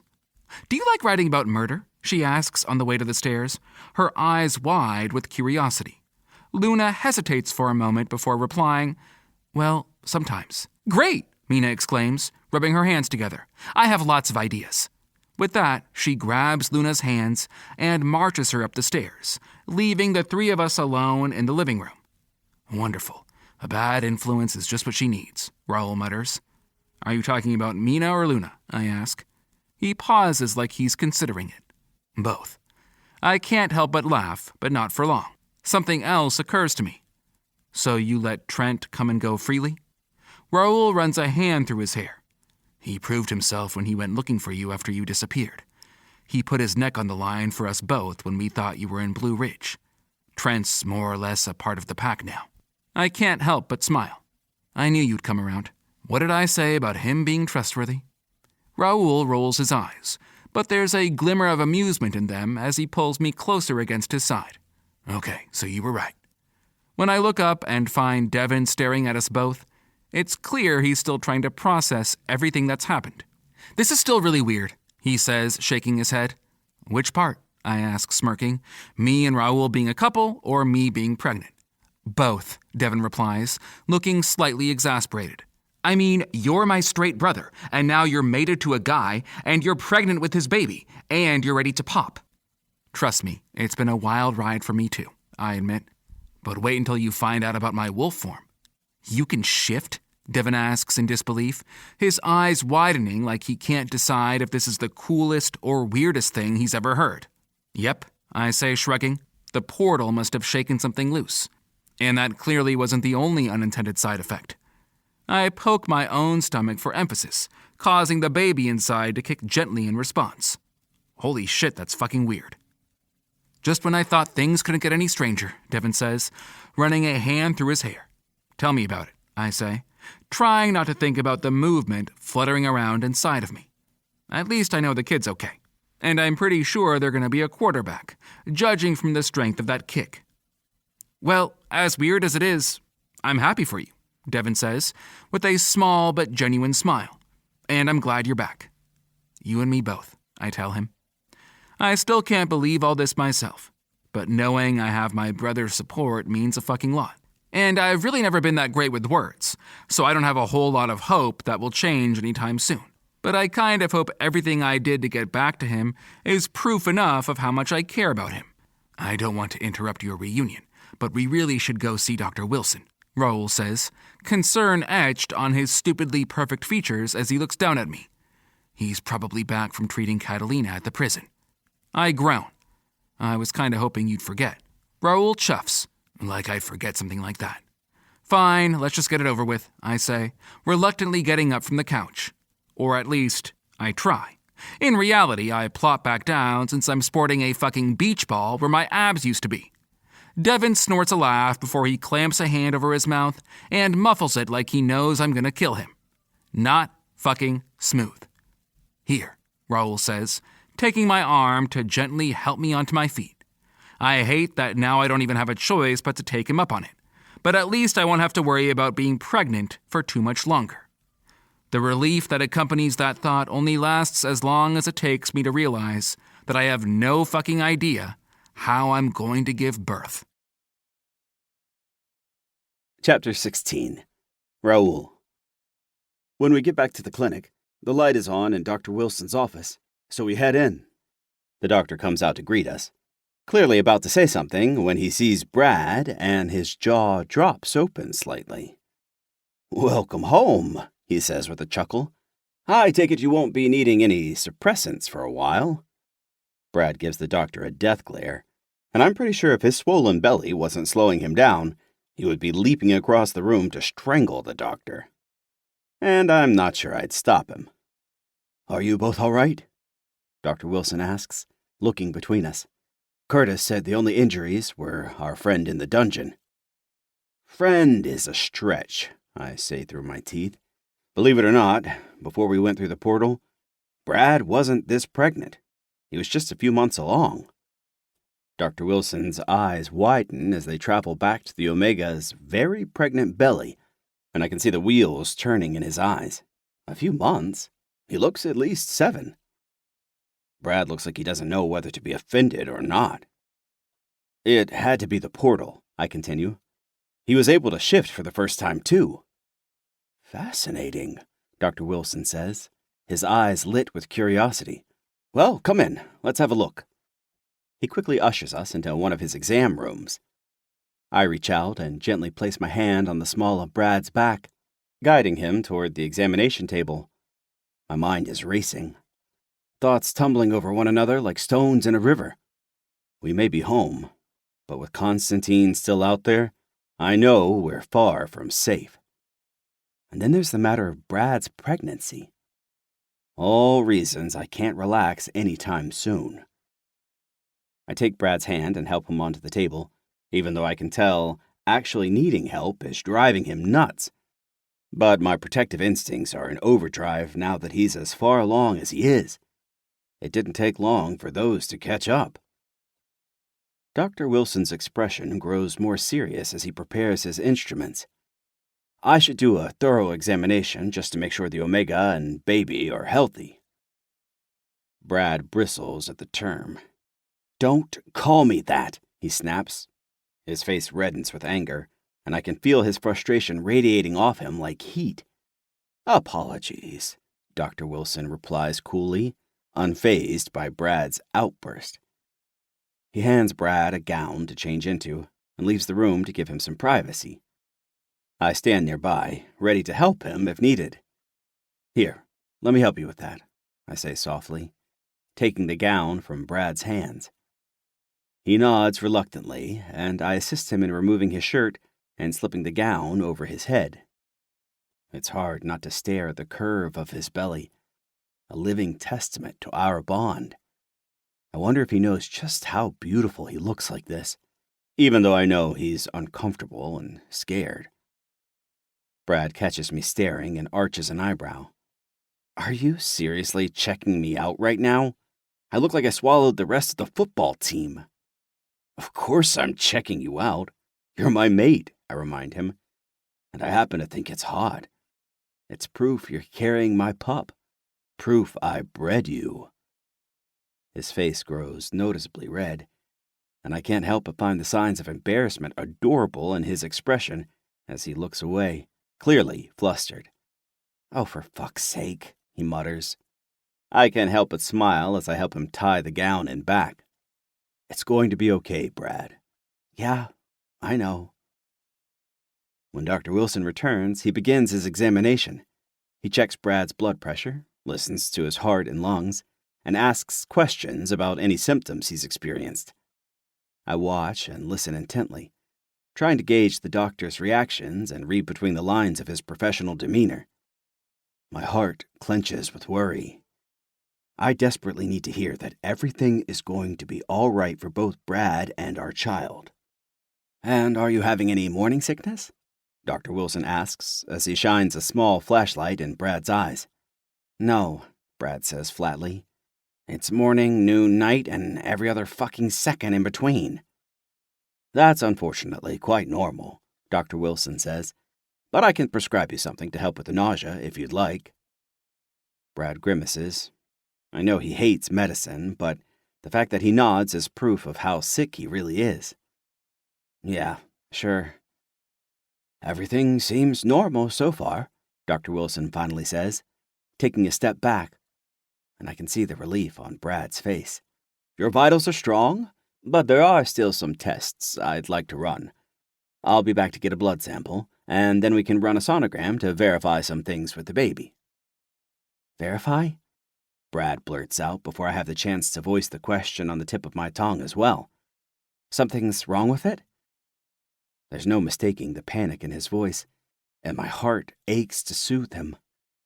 Even though I know Brad hasn't really had enough time to adjust to the fact that he can get pregnant as an Omega, let alone that he's having my baby, let alone this soon, he's gotten attached.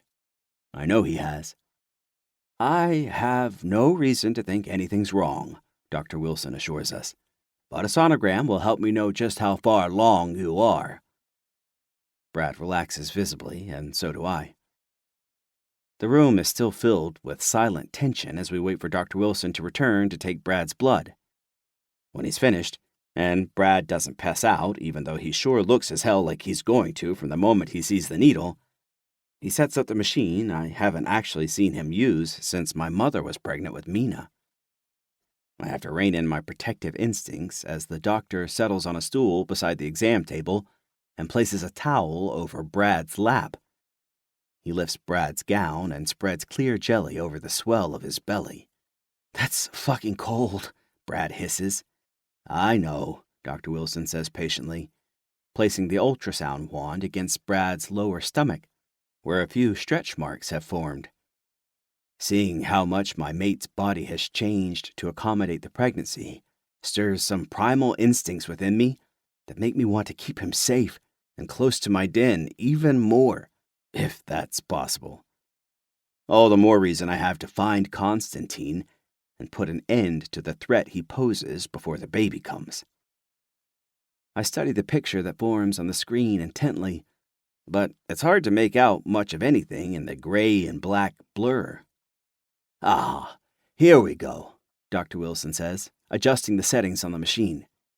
The sound of a heartbeat fills the room, strong, steady, and comforting. But then confusion sets in.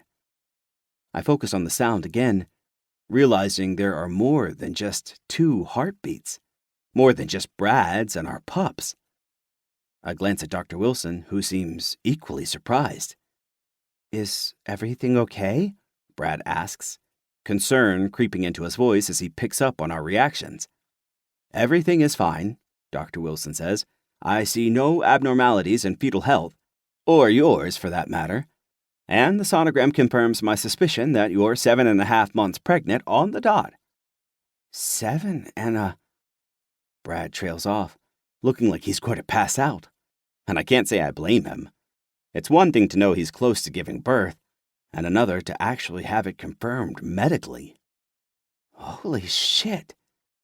Dr. Wilson laughs. "The good news is you're perfectly healthy." "And the bad news?" I ask immediately. "Well, it's more good news, I suppose, depending on your perspectives," he muses. "But you're not just having one baby. You're carrying twins." "Twins?" Brad shrieks, sitting up so fast I'm worried he's going to fall off the table, especially since he's not as agile as he used to be. I reach out and take his arm, just to be safe. "Are you fucking kidding?" "They do run in your family," Dr. Wilson reasons. "Are you really that surprised?" "Bro, I'm not even ready to accept the fact that I'm pregnant," Brad cries, looking back at the screen. His eyes are wide as saucers. But even though I can hear his heart hammering, both through the monitor and my own heightened senses, I can see his expression soften to the same adoration I feel. Adoration and love that's so overwhelming, I don't even know what to do with it. And shock, too. Plenty of that. "I'm sure this is a lot to take in," says Dr. Wilson, "but I can assure you, I've handled countless births, and you're young and healthy. There's no reason to think this one won't go smoothly." "That's easy for you to say," Brad snaps, all fiery once again. "You're not the one who's going to have to shove 2 cantaloupes through your ass." Dr. Wilson coughs awkwardly. Brad's clearly been gone long enough that the doctor isn't quite used to my Omega's colorful language. I can't help but feel a smirk tugging at the corners of my mouth, but I don't dare let it spread. "Yes, well, there are drugs that can make the process of labor easier, should you choose to avail yourself of them," Dr. Wilson answers. "Oh, I want the drugs," Brad says urgently. "I want all the fucking drugs."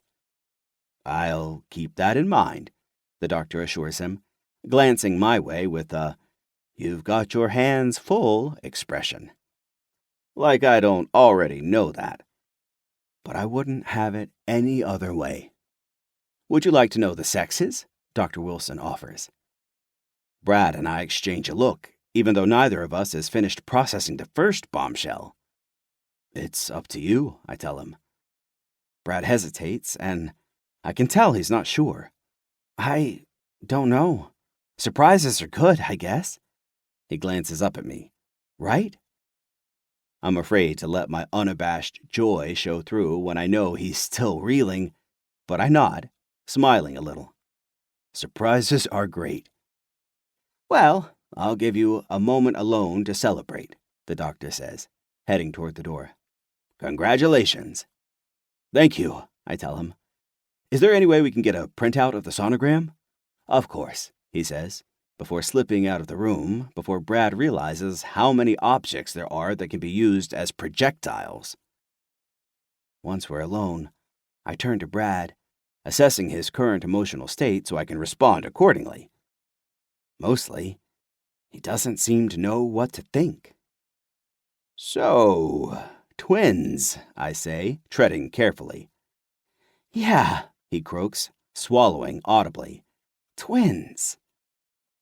I reach out to take his face in my hands, taking the time to study his perfect features. I'll never get tired of doing that, no matter how many times I carve them into my mind.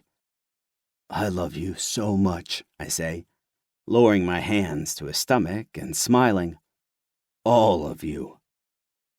Brad blows a puff of air through his nostrils, but, to my surprise, he doesn't push my hands away. He just settles his on top of mine. Yeah, he mumbles. I love you too. And judging from the somersaults these little bastards are doing in here, they love you too.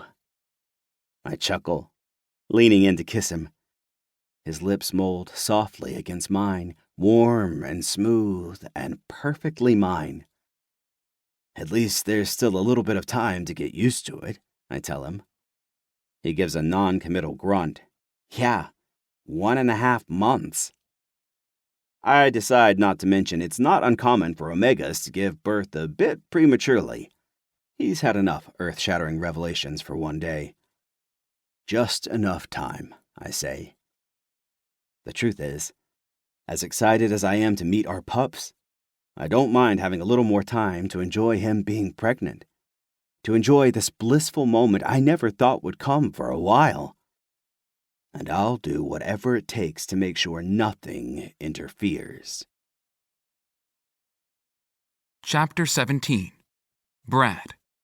I stand in the middle of the nursery, feeling a strange sense of accomplishment as I put the finishing touches on the room. For a place that was just storing unused treadmills and boxes a week ago, it doesn't look too bad. For the past week, Raul and I have been slowly settling into our new lives together, and that includes working on setting up a space for our future pups. As I hang up the last of the sporty decorations, Devin walks into the room, his eyes scanning the space. It looks like an NFL merchandise warehouse and a Babies R Us puked at the same time, he says. His gaze travels to the rubber squeaky toy shaped like a football in my hand, and a pet store. Thanks, I reply enthusiastically, even though I know he didn't mean it as the compliment I took it as. Devin rolls his eyes. What if they're girls? Powder puff is a thing, I say with a shrug, not seeing the problem. The room feels warm and inviting to me, and I hope our pups will grow to love it just as much as I do. Devin sighs, shaking his head. You're adapting pretty well to this whole impending parenthood thing. I've been thinking about it, I say, and I don't really mind getting to skip over 5 months of morning sickness. Devin snorts. Fair enough. I study my brother, noticing the dark circles under his eyes and the tense set of his shoulders. Something's off. Are you okay? I ask. I'm fine, Devin says automatically. I frown, seeing right through his bullshit. I know my brother, and I can tell when something's bothering him. Not that that's ever stopped him from putting up a front.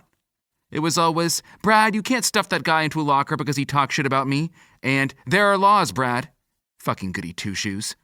Don't give me that crap, I mutter, setting down the stack of baby onesies on the dresser since holding them doesn't exactly make me look intimidating.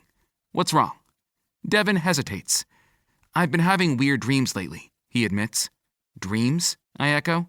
It's only now that I realize I've been sleeping like a baby all week, unless you count the odd 3 a.m. nacho cravings or all the somersaults these kids like to do at all hours. What kinds of dreams? Devin avoids my gaze, clearly reluctant to share more. I decide to occupy myself with attaching Mina's old baby mobile to the crib, only to realize there's one dangling toy that's missing. You can tell me, I say, trying to sound a little less forceful, since that's clearly not working. And I promised myself if I ever got back to my twin, I'd work on all this shit that made us fight before. Being overbearing is definitely at the top of the list. After a long moment, Devin finally mumbles under his breath, It sounds so stupid, but it's always the same dream. I'm in the woods, being chased by this wolf. A wolf? I ask, looking up sharply. His dream echoes mine a little too close for comfort. What kind of wolf? He hesitates. I don't know, just a regular wolf, I guess. Yeah, but what color is it? He tilts his head, and I know I've failed miserably at the whole nonchalant thing. Practice makes perfect, and I have zero practice, so that kind of figures. I mean, I'm running in the dream, so I wasn't really paying attention, he answers, but it was light. Silver, maybe? White, I press. Devin blinks. Yeah, I guess it could have been. Why? No reason, I say quickly. But that's bullshit. Ever since we've gotten back, I haven't dreamed about Constantine at all. And considering the fact that he hasn't showed up, I've let myself hope maybe he got lost in some other dimension. But what if he's just started targeting Devin instead? There's no way I could have known he was in the real world if it hadn't been for those dreams. He was definitely invading my subconscious, so what if he's capable of doing the same to Devin, and he's just found a new way of getting at me? I thought he was looking at something else through the portal before, but now? Before I can say more, Mina bursts into the room with a triumphant grin, brandishing a familiar rubber bat toy. Look what I found! I raise an eyebrow. I thought Hannah threw that out after you hid it in the meatloaf. She did, she chirps, entirely too pleased with herself. But I got it out of the trash. I wanted to save it for the babies. Oh, Devin says stiffly. How sweet. Well, it smells like the trash you dug it out of, I point out, taking the floppy bat from her. Devin gives me a look like she's a sensitive little girl and not the chaos gremlin I know her to be. So I sigh and add, I'm sure I can get the smell out with some bleach. Or a flamethrower. Can I feel it? Mina asks, pointing at my giant stomach. Like I needed the reminder. You want to feel the baby's kick? I ask doubtfully. She really isn't the sentimental type, so I'm kind of surprised. She nods, so I shrug. Knock yourself out. Mina trots over and puts a hand on my stomach, her eyes growing wide like she's waiting for something. When one of the babies kicks, as if on cue, she shrieks and yanks her hand back like it bit her before letting out a peal of giddy/horrified laughter. Ew, she cackles. It's like you're full of parasites. Yeah, touching, I say flatly. Thanks for that nightmare fuel. Devin snickers. Can I still go on a run with you guys later? Mina asks, giving me big, innocent puppy eyes that are 100% a farce. I doubt I'll actually be doing any running. But that's the term the pack uses whenever they need some time to let their wolves out. And since me and my wolf are just getting acquainted, Raoul promised to help me get used to it. Did you finish your homework? I counter. Yep, she says a bit too hastily. Uh-huh, I say, folding my arms. Let's see your hands. She brings them out of her pocket slowly, fingers crossed. I sigh. Homework first, you little psycho, or no run. Fine, Mina grumbles, stalking toward the door. You're almost as boring as Raoul, she announces. I'll take that as a compliment, I call after her. You know, you're getting pretty good at this whole parenting thing, Devin observes wryly. I make a face. You think? I'm kind of winging it here. That's always been your approach to life, he points out, and you're doing a hell of a lot better at it than I ever have for all my planning. I roll my eyes. You're doing fine. This is a fresh start for both of us, and you should take it. Maybe, he murmurs. I'm just not sure if I fit in here any more than I did back home. His words fill me with concern for a bunch of reasons, not the least of all my fear that he's going to want to go back. You haven't even been here for 6 months yet. Stop letting yourself get in your own head. You doubt yourself way too much. You just need to relax and be yourself. He blinks, like he's surprised to hear that, but he shrugs for a moment. Maybe you're right. Downstairs, the front door opens and closes. Ever since I shifted into my wolf form for the first time, my senses have been getting stronger, which is a blessing and a curse. The better hearing is great, unless you count being able to hear Reese snoring down the hall. But the amplified scent means every food smell that triggers my morning sickness is turned up 100-fold. Being able to pick up even more of Raoul's scent definitely outweighs the bad parts, though. I perk up, scenting Raoul even from here, and I can't help but smile. Yeah, go greet your mate, Devin says, shooing me toward the door. I'll finish up in here. Thanks, I tell him, setting the rubber bat aside before I head downstairs. Raoul meets me halfway up the stairs, and he looks surprised to see me. There you are, he says, a grin spreading across his face as he takes me into his arms, rubbing my swollen belly. The babies both start kicking against his hands, and I swear they know the sound of his voice already. It's cute and all, but kind of creepy, especially now that I have that parasite thing planted in my brain. Someone's got to take away that kid's access to the Nature Channel. Raoul leans down to kiss me like he's been gone for a year and not a few hours. When he finally pulls away, I breathe in his scent, savoring all the woodsy notes. I'm not sure how a person can smell like sandalwood when I know shifters can't stand cologne. And now that I have a super nose too, I get why. But he does. That's one thing I can't fault Luna on. That and his giant cock. Long patrol? I ask, leaning into him. Uneventful, thankfully, but I'm glad to be home. His hand slides up to cup the back of my head, guiding me into another kiss. It's slow and deep and thorough, and by the time he draws back, I'm boneless in his arms.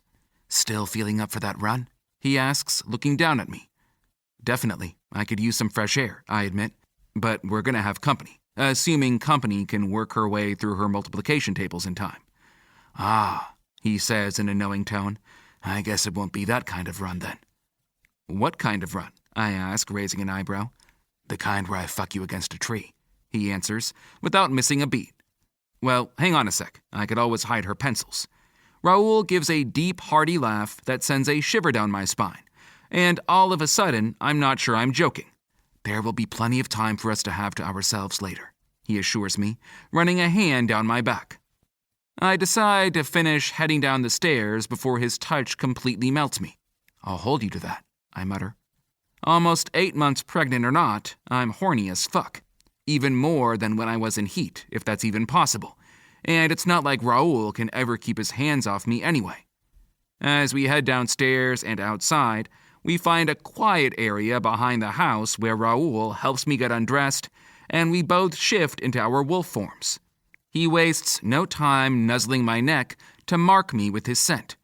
I lick his cheek in turn, feeling the subtle shift as my wolf nature takes over. Before, it felt like a completely different being, but I've come to realize it's just another part of myself, one I never knew existed. And somehow, even though shifters aren't even something that exists in the world I'm from, I know it was meant to be. Just like the two of us. "You're such a cute wolf," Raoul remarks. I give a half-hearted growl, my fur bristling as I follow him toward the edge of the woods. "I'm not cute." "Oh, yes you are," he counters, looking pointedly over me. "Especially pregnant." I growl again, looking over myself. My belly is a lot lower to the ground in this form than I'd like, to the point where my fur actually brushes the tall grass. When I first realized I had the ability to shift, I had all these visions of being a majestic, wild wolf running through the woods like Raoul and the others. In reality, I feel more like a stuffed animal waddling my way through the brush. "Wait for me," a small voice calls from behind us. I look up to see a small black wolf running toward us. Something tells me Mina wouldn't appreciate being called cute any more than I do, even if she definitely looks like a stuffed animal. "Did you finish all your homework?" Raoul asks, in a suspicious tone that's well earned. "Yes," Mina answers, her tail swishing behind her. "Careful," I tease. You can't tell if her fingers are crossed when she has paws. She gives a playful snap of her fangs at the air before bolting off like the mischievous little imp she is. "Bet you can't catch me." "You bet wrong," I shoot back, already after her. "Brad," Raoul warns, loping at my side. Even though we're both regular wolves right now, he's bigger and taller, and he clears more ground with a single step than I do. "Don't push yourself." "Even that buzzkill you keep on payroll says I'm allowed to run a little," I remind him. He rolls his eyes as he falls into step beside me, and it's frustrating that I know he has to struggle to slow down enough for me to keep up with him. "Yes, but Dr. Wilson also said you shouldn't push yourself." Yeah, I know the drill," I assure him. As we run after Mina, chasing her through the berry bushes and trees, I find myself relaxing to the rhythm of my paws on the earth. Even if I'm not exactly at my most agile right now, running as a wolf is one of the most freeing experiences I've ever had. It's the same rush I get from playing football, and as little time as I've been a wolf, I can't imagine ever going back. Running at Raoul's side, on our packlands, makes it even better. This is where I'm meant to be. This is home. And for the first time in my life, I actually feel like I'm who I'm supposed to be too. I break out of my relaxing daze when I realize Mina has gotten a bit too far ahead of us, and I can't see her dark fur through the trees anymore. Raoul quickens his pace, coming to the same realization at the same time, and I follow suit.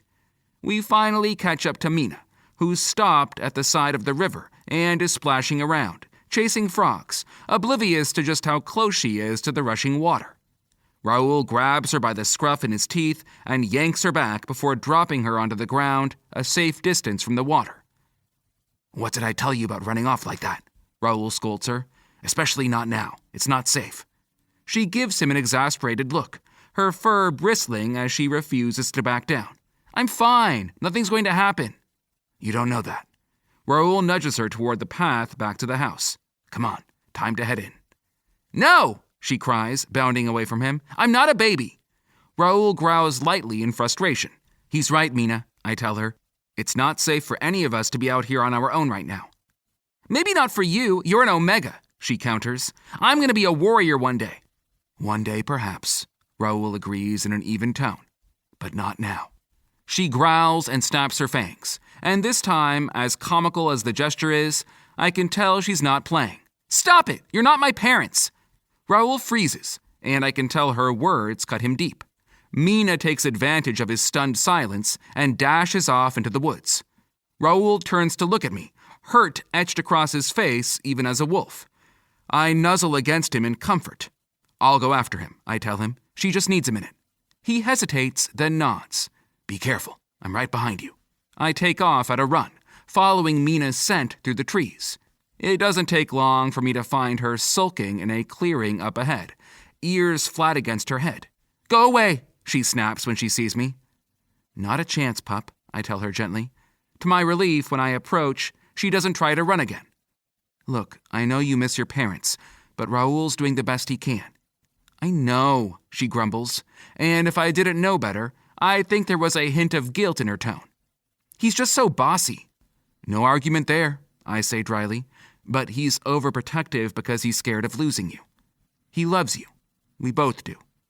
She looks up at me in surprise.